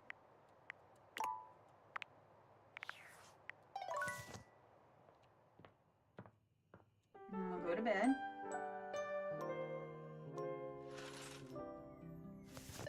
And wrap it up here. Alright. Turn the game off, but I appreciate you guys sticking around. We'll wrap it up here. And on Tiki-Taki.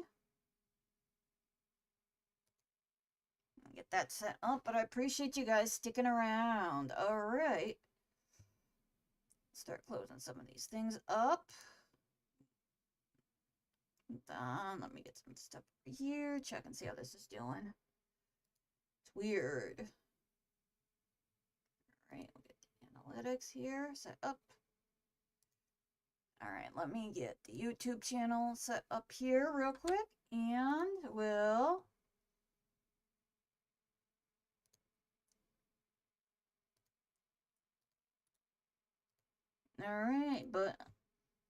Alright, if you haven't had a chance, be sure to like, comment, and subscribe and hype up the live. I really do appreciate it. To those that are still here, have a good day, evening, night, wherever you are, and I'll see ya. Bye!